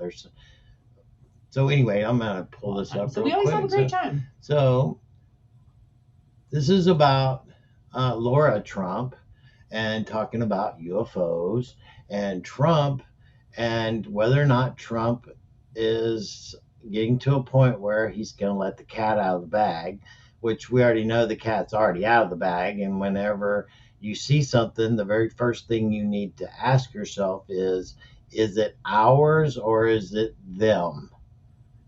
Plain and simple. Is it ours or is it them?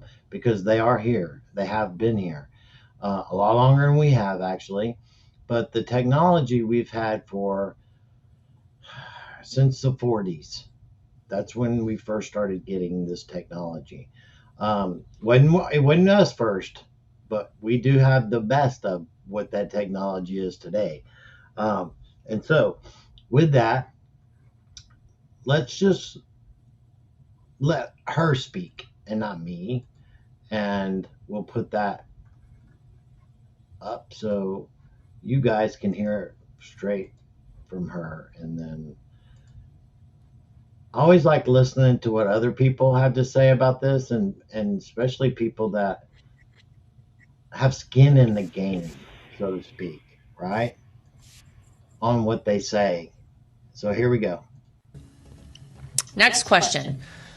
What do you or the president know about UFOs? Can you share? I hear that the president has something in the queue to share with us about all of this. Now, truth be told, I'm trying to remember how long ago it was. It may have been right after he left office, after the first term. I remember Eric being like, all right, what can you tell us? And he was a little hesitant to give us any real info, which makes me think like he's got a lot of info out there and he's waiting for the right time to drop it. And maybe this is going to be the time, because I keep seeing all these stories about how he's got some like UFO speech that he's got queued up, and we all should just kind of sit back and wait. Now, here's the thing I'll say. What do I know about UFOs? What I know is that our universe is so enormous.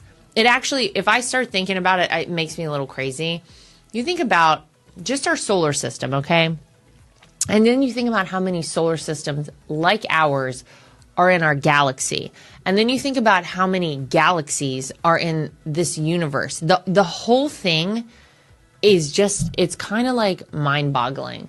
So the idea that the only form of intelligent life out there is us, that we're like twerking on TikTok and stuff, that's it. I don't know. I find it hard to believe. I fully believe that there's other life out there throughout the universe. And if you look at some of the like prophets, these are people hundreds of years ago, or I don't even know how long ago. A lot of them say that sometime soon we're supposed to have some sort of an interaction with another form of life from outside of our planet. So I don't know. I fully believe there's more out there. I think it would be a heck of a waste of space if it's just us here and we're doing like dumb challenges and again, like just twerking on TikTok. There's got to be more out there.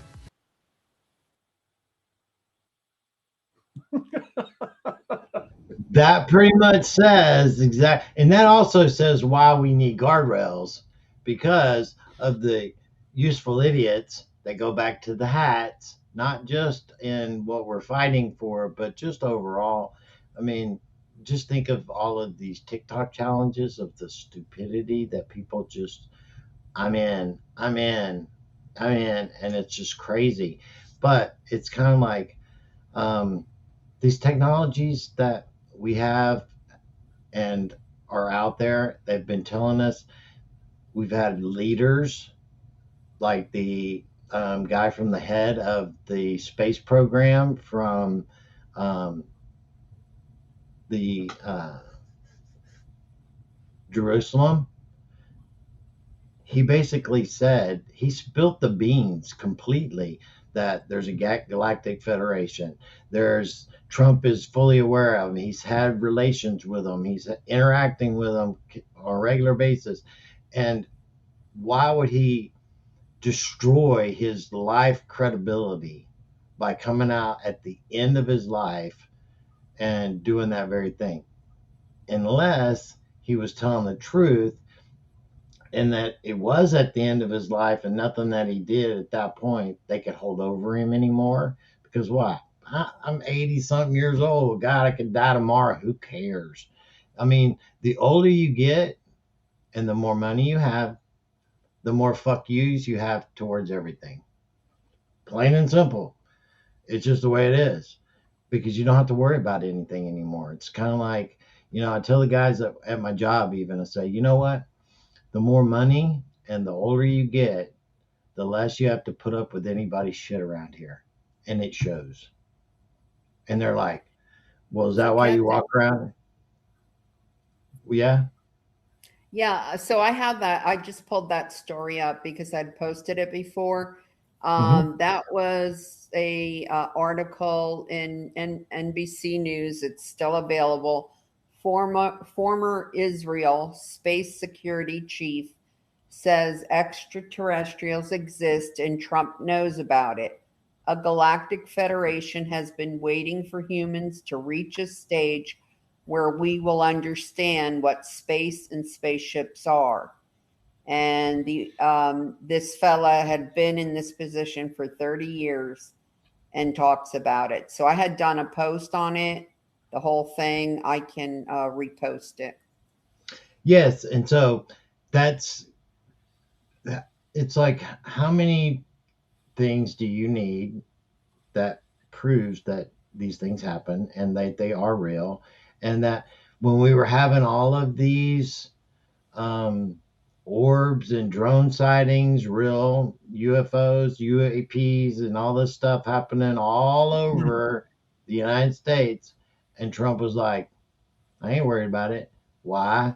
Because they're fully aware of exactly who it is, what it is, and they're completely on board with it.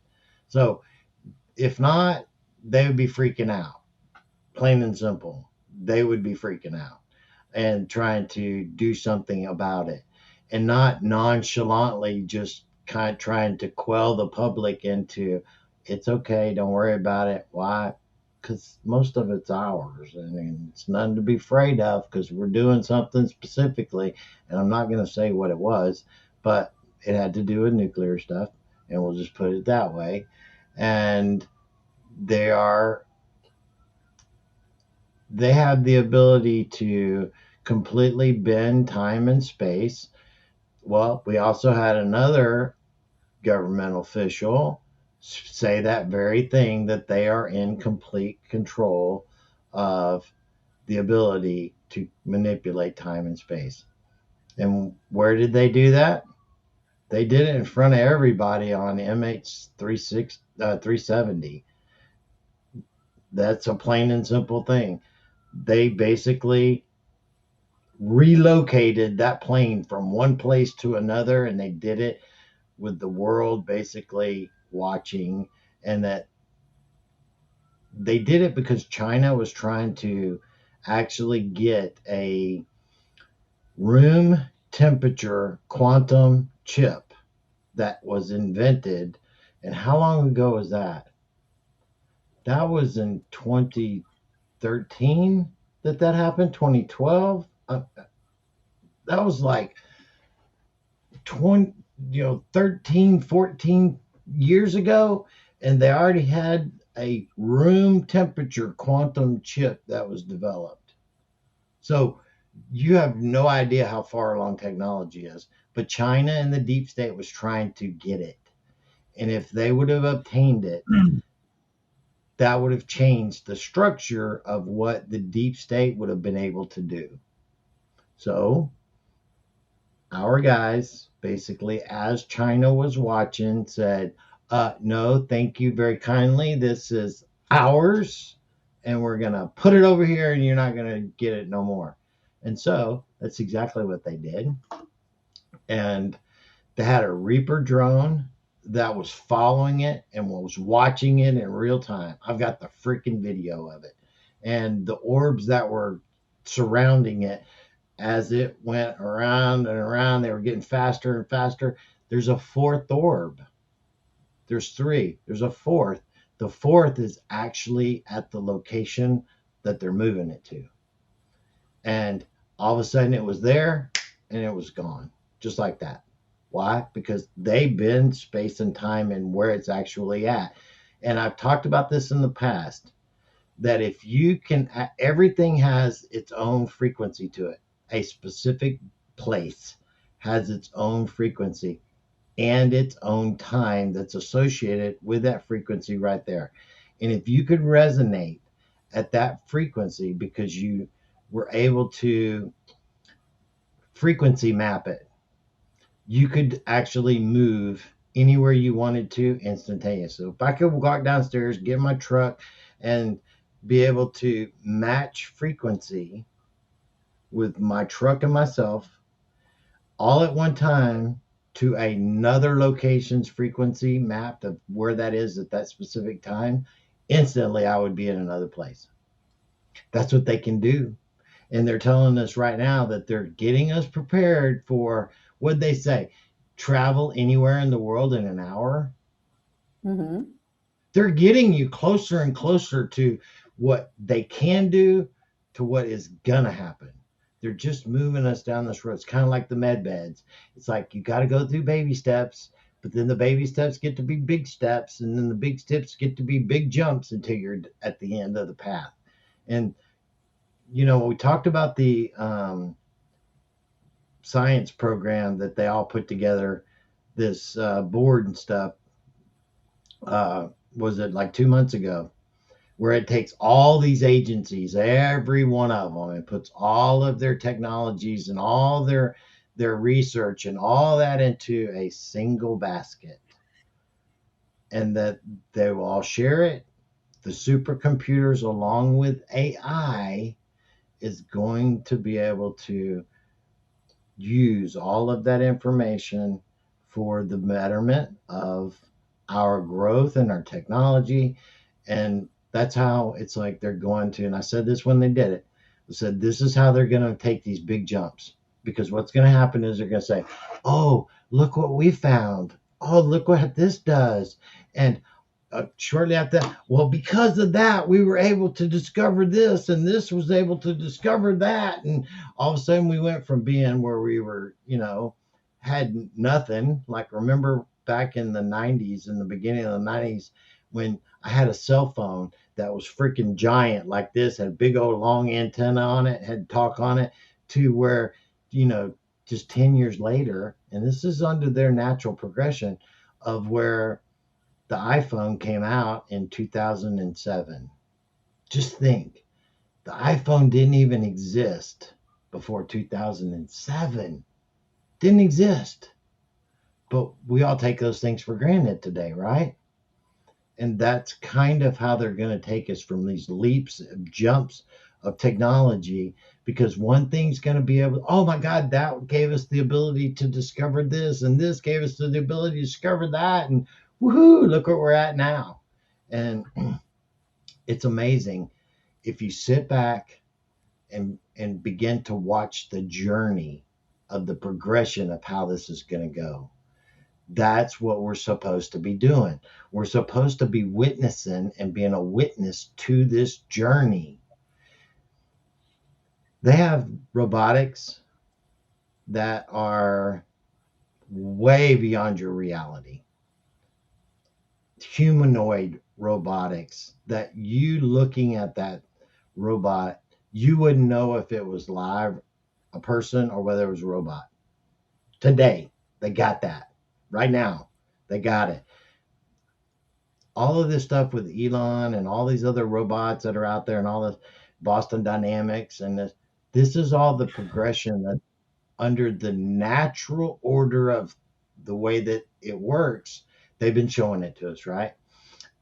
But behind this over here, which that's the hand they didn't want you seeing, we're showing you this one, what we're doing, like the rockets and all the other stupid stuff that you can't even go to space with, because space is not what they say it is.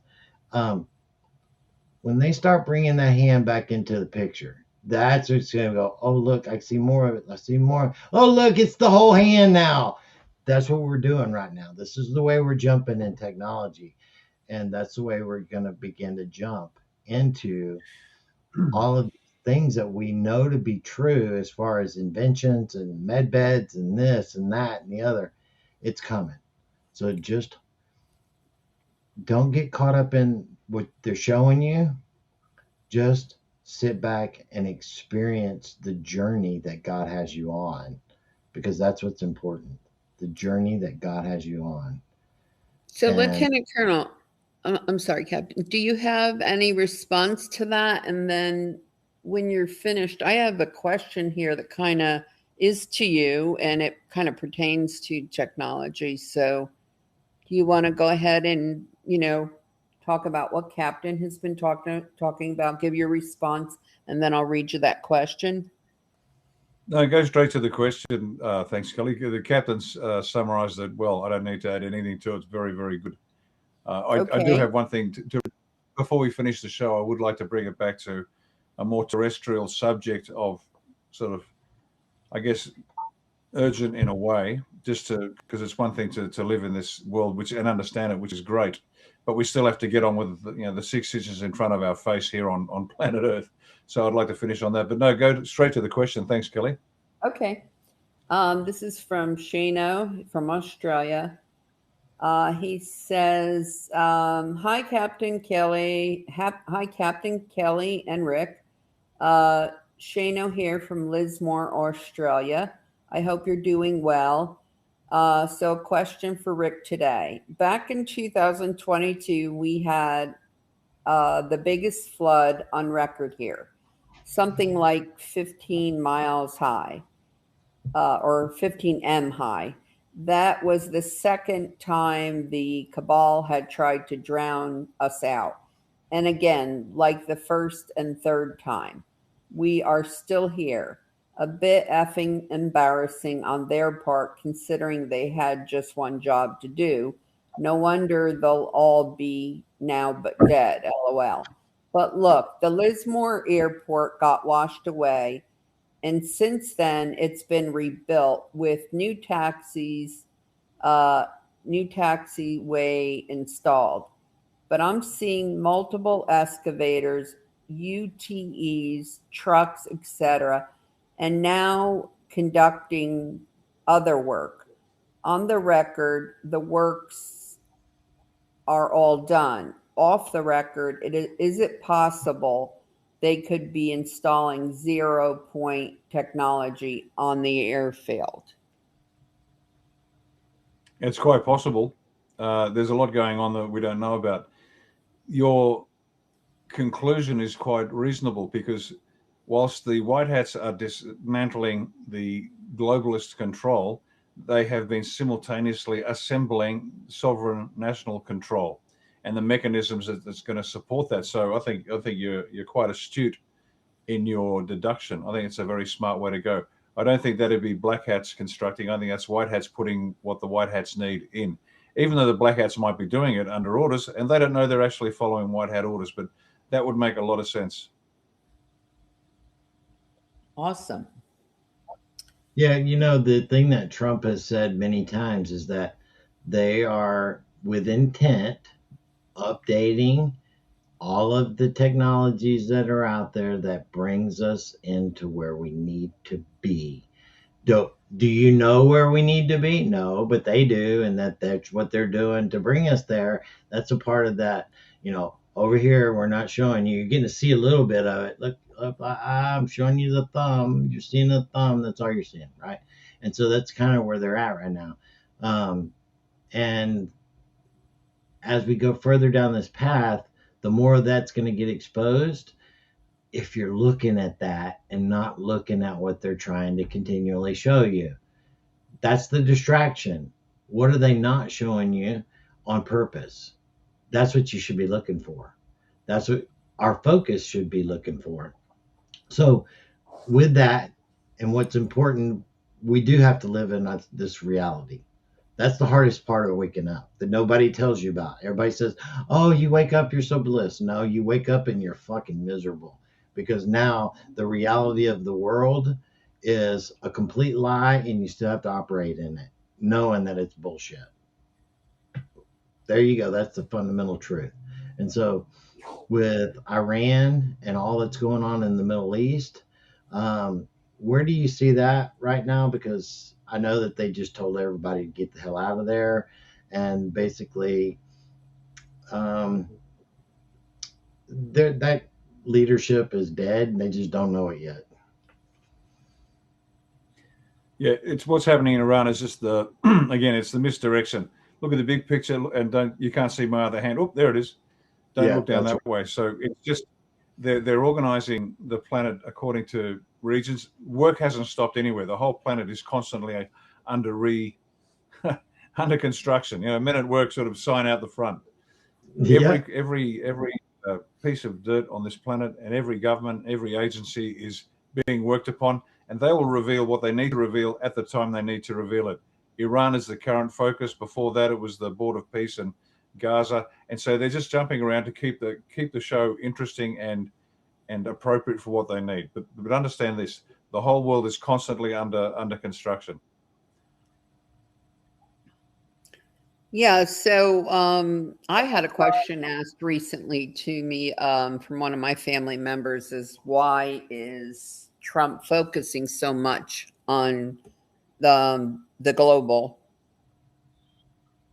problems, right? They want them to focus here, but I was like, there's not going to be a here if we don't take care of there, right?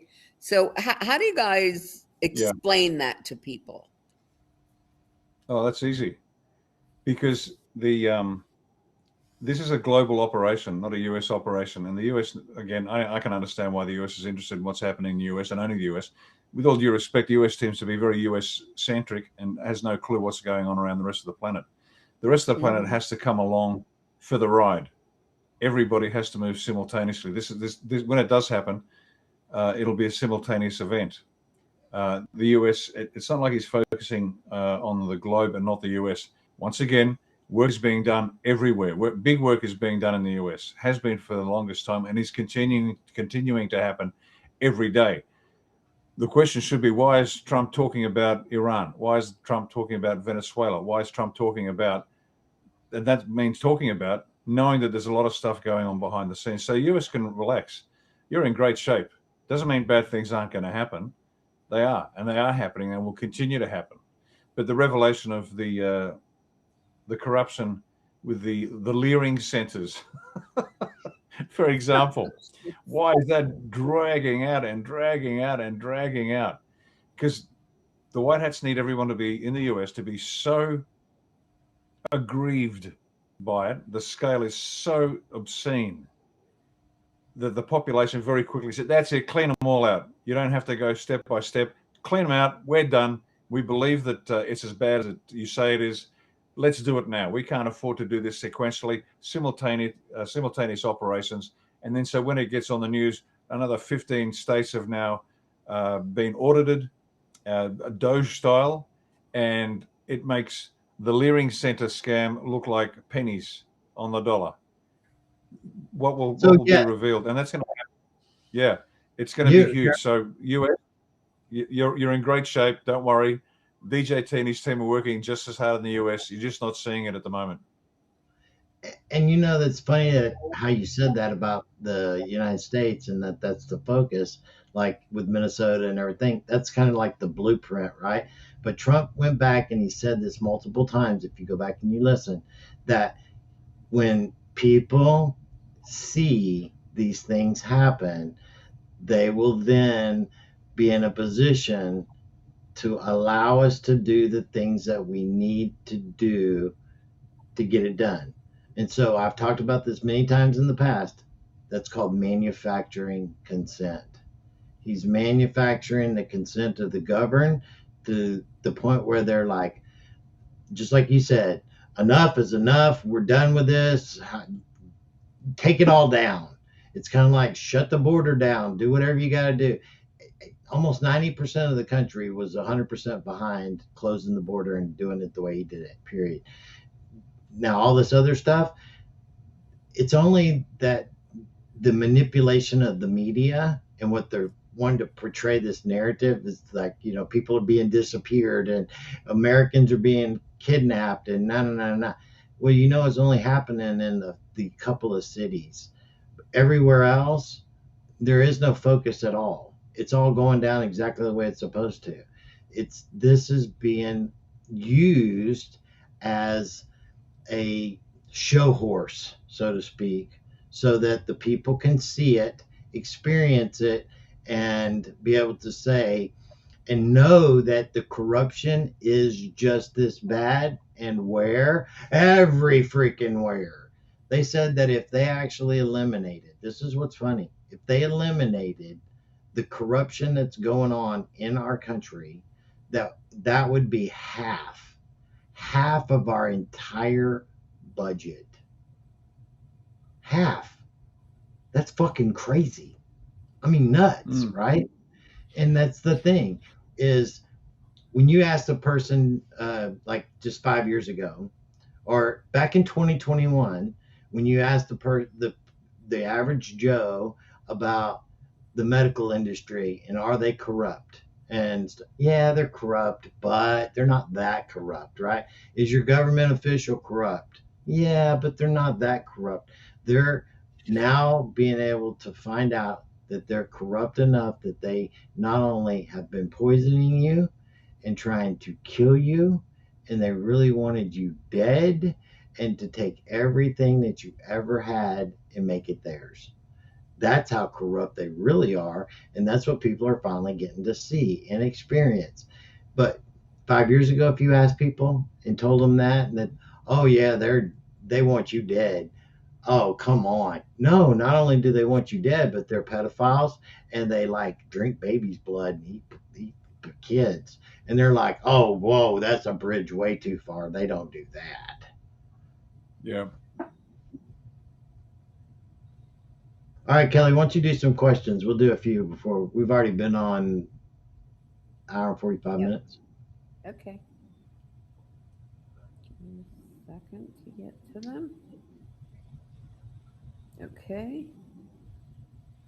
Let's see. This one's from Brumble. Lieutenant Colonel Bosi, do you think there will be a major event before July 4th?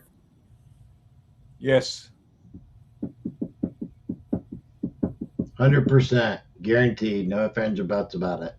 We're leading up to it right now. Okay. Yeah. And that podcast I told you I was listening to today with 107, he said the next 90 days after Super Bowl are going to get crazy. Okay. Here's another one for Lieutenant Colonel. How do you see Australia's immigration system getting completely overhauled? That's part of the global remigration plan to get everyone back to their own home countries. One of the parts of that which has been publicized is there's money available and you don't get it unless you go home, and that'll vacate a lot of the problems that have been intentionally created by sending people.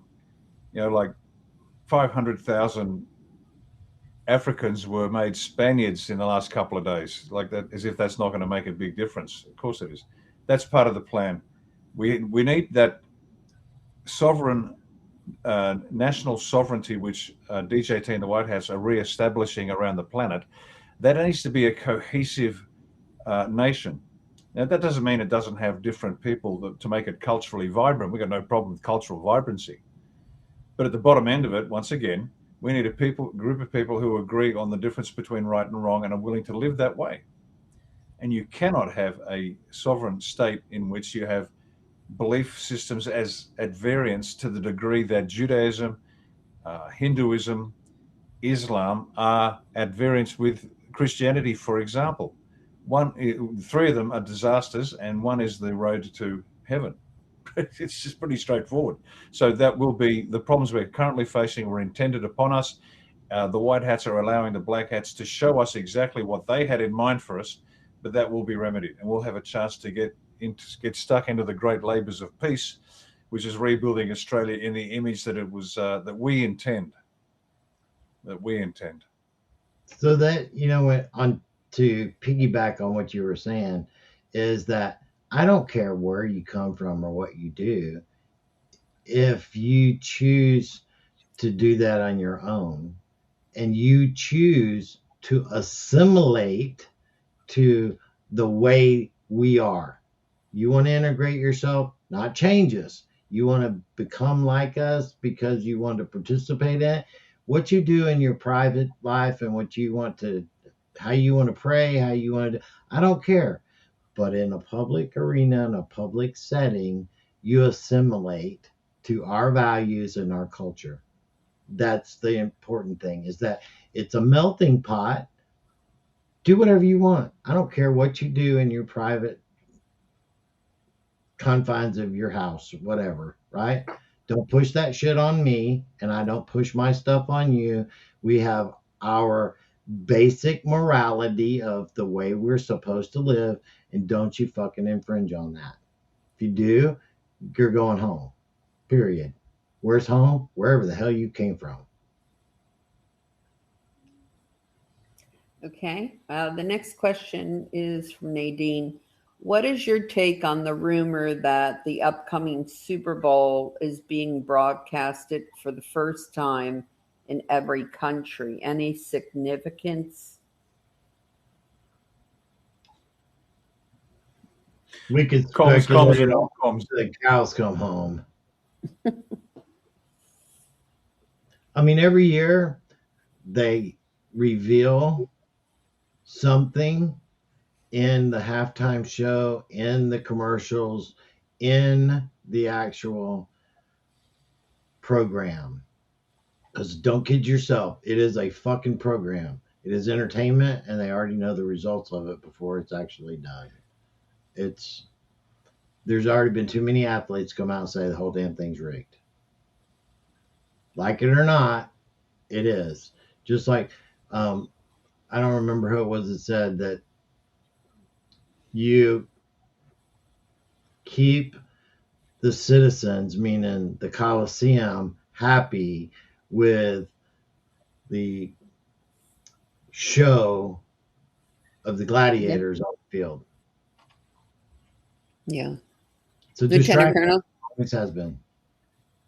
Yeah, bread and circuses, but for my money, it's comms, and more comms. Yeah, they gotten pretty good at that during those because of how many people actually see it. Okay. Melinda would like to know who takes over after DJT term finishes. Will the presidency still exist? Let me play you a little video real quick. On January 21st, He's the GOAT when it comes to freaking trolling the world.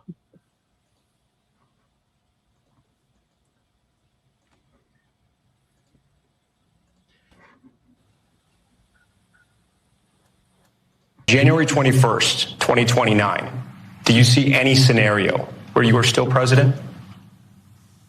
I don't know. It would be interesting. But wouldn't it be terrible if I agreed with, if I gave you the answer that you're looking for? It would make life so much less exciting, right? It would be so much less exciting. But I only do this for one reason. Make America great again. And that's what we're doing. We're making America great again, greater than ever before. Our country is greater than ever before. He is the GOAT when it comes to freaking trolling the freaking left. You know how many lefties freaking melted down when they heard that? They melted.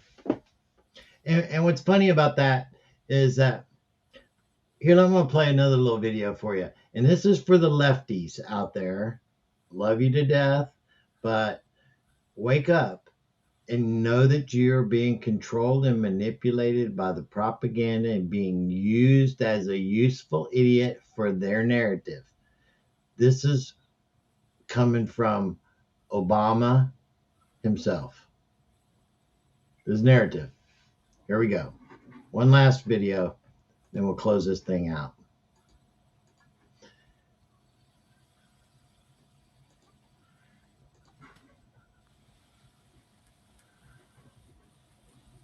Because it's so funny. Last time we spoke, you said that you weren't king, you were president. There were only certain things you could do unilaterally. As time goes on, 1,000 deportations on average a day. People are wondering, our Twitter feed, Facebook feeds, that's the question everybody asks. Won't you at least consider unilaterally freezing deportations for the parents of deferred action kids? Yeah. Here's the problem that I have. My job in the executive branch is supposed to be to carry out the laws that are passed. Congress said, here's the law when it comes to those who are undocumented, and they allocate a whole bunch of money for enforcement. But if we start broadening that, then essentially I would be ignoring the law. What? Wow, how about that? That just happens to be exactly what sanctuary cities actually do. 100%. They ignore the actual law that Congress passed that deals specifically with illegals. 110%. You got something for that, Lieutenant Colonel? Oh, as you said, man, it's exactly what's been going on. It is the news is there. If you have eyes to see and ears to listen, you don't have to be a genius. They're telling you, they're showing you, they're telling you, they're showing you. That's the beauty of the left. They can bull-faced lie to themselves and believe it. It's funny, isn't it? So let's do one last It is. question, Kelly. Okay. In your opinion, do you think the wealth transfer comes this year? So many are struggling. Thank you all. God bless. Yeah, it's got to, because the deal with that is that the system, which is the financial system, is being imploded globally right now. I'm going to tell you a little secret that I'm sure you guys aren't really aware of. X, and Elon are actually going to be a part of the new financial system going forward, and how people interact with technology and financial solutions. X is going to be a part of that, and it's going to be called XPay. Pretty damn sure that's the name they're going to use. Might be wrong, but I might be right.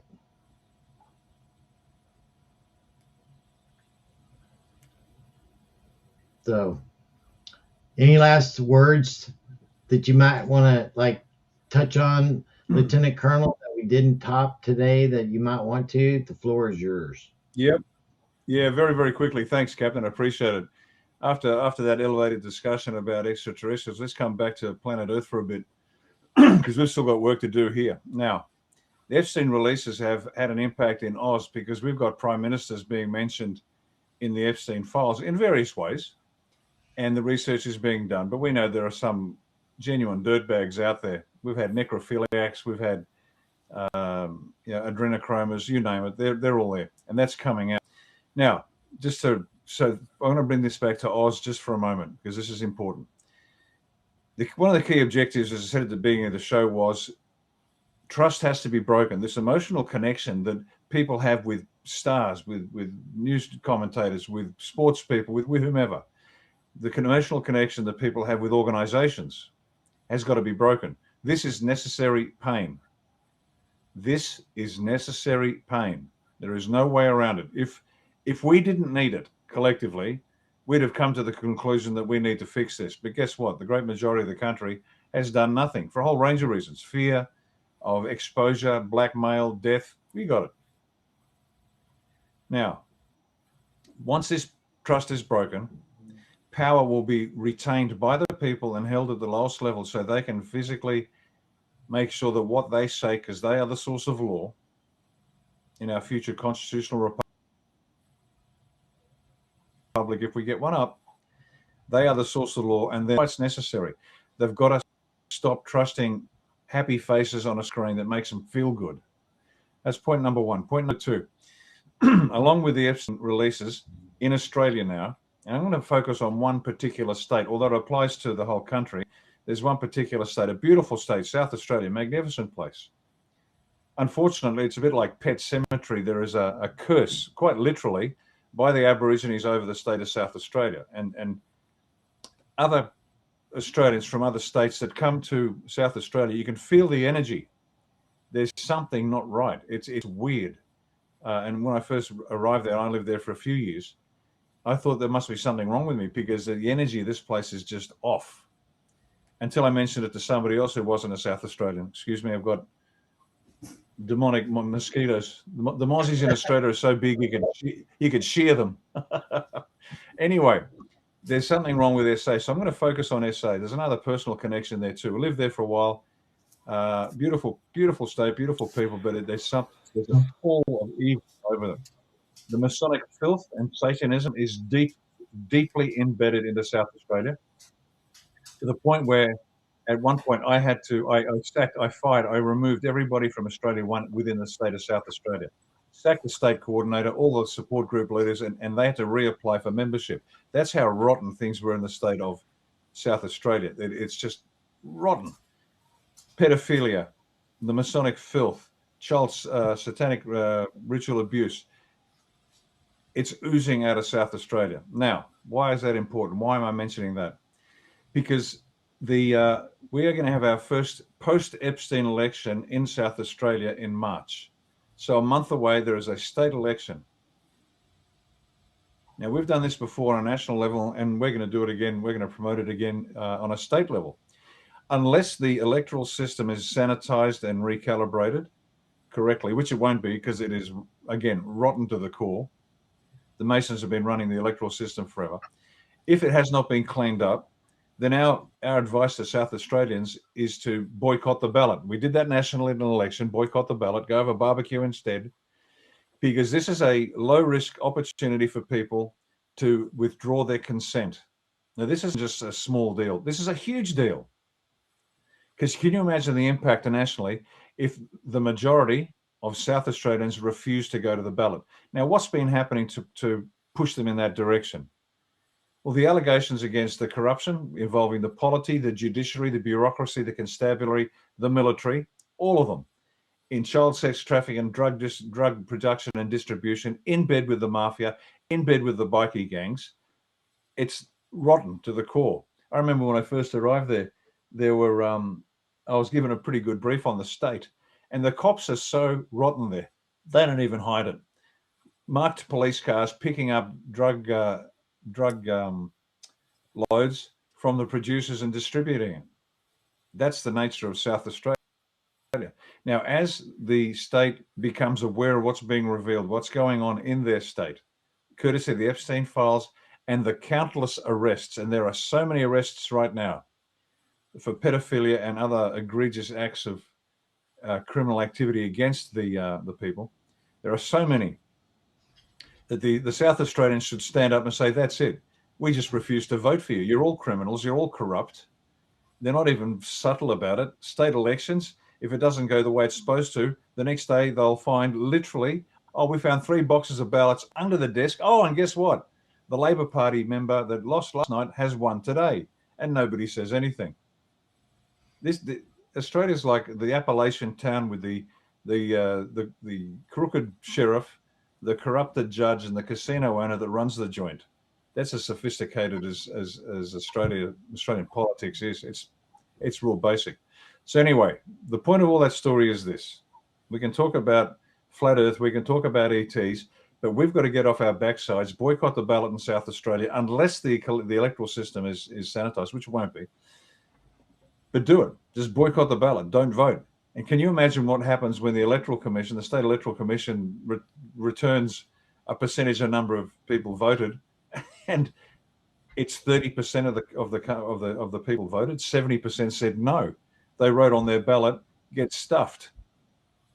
That's what needs to happen. This is a very simple, practical way to show DJT, the White Hats, and the world what it looks like when a state withdraws its consent.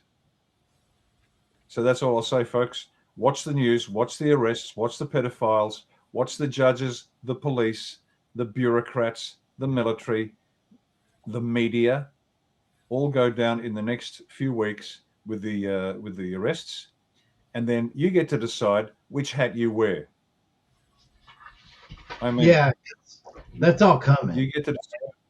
Definitely, right? And I've got other videos I could play saying that justice is coming and there's no ifs, ands, or buts about it, right? And it is going to.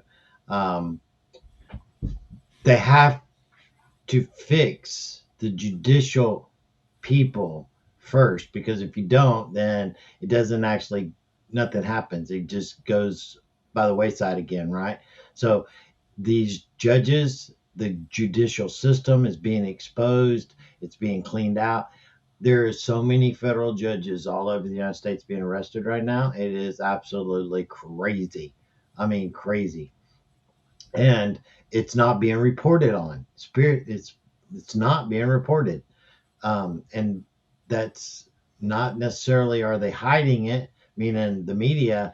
It's that it's being done behind the scenes where it's not being made public on purpose. It's being talked about locally. You can find it on local newses, but not on the national news at all. It's not being played there at all for people to really know. They're only looking at it within their community eyes, and that's it.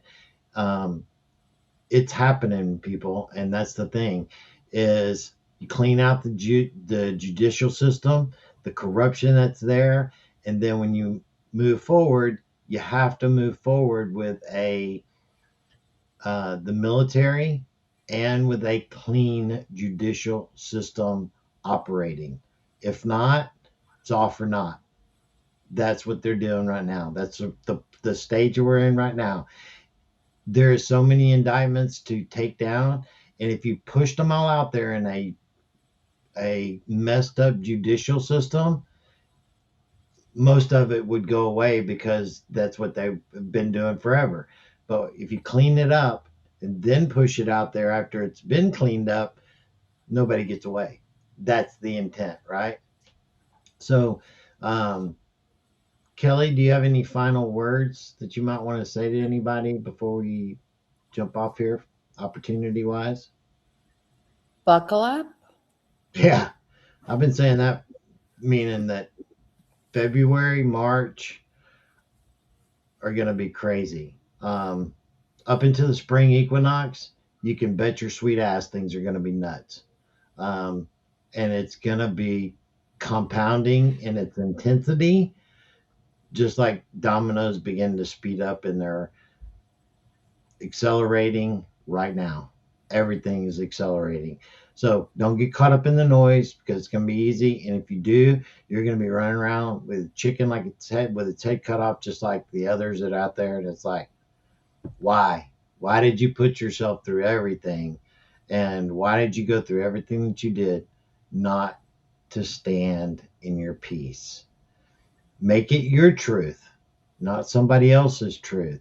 If it's your truth, it's a whole lot easier for you to stand in it no matter what your adversities are. But if it's somebody else's truth, as soon as it gets tough, it's real easy to like put that shit down and walk away. It really is. And so these things have to be your truth so that you can plant your flag no matter what happens. You're not budging. You're not letting your circumstances around you control what you do, how you do it, or how you're going to feel and how you're going to present yourself to the world. Remember that. That's important. Well, guys, good night. Just one more thing, Captain. I'm sorry. Also, you have to remember, I spent the good part of the day making up 2 different posts that pertain to the arrest that happened today with Benghazi, and then the arrest of Maduro. And I researched a bunch of executive orders that led up to both of these arrests. So you have to remember, like we've talked about for many years, all of this has been planned to the very last detail through a lot of those executive orders. In fact, I had to do a thread on X, which took me forever, but I did it. And it's really interesting when you read about the executive orders and why he made them in order to do this. So it's not just the simple act of just do it already, just arrest them already.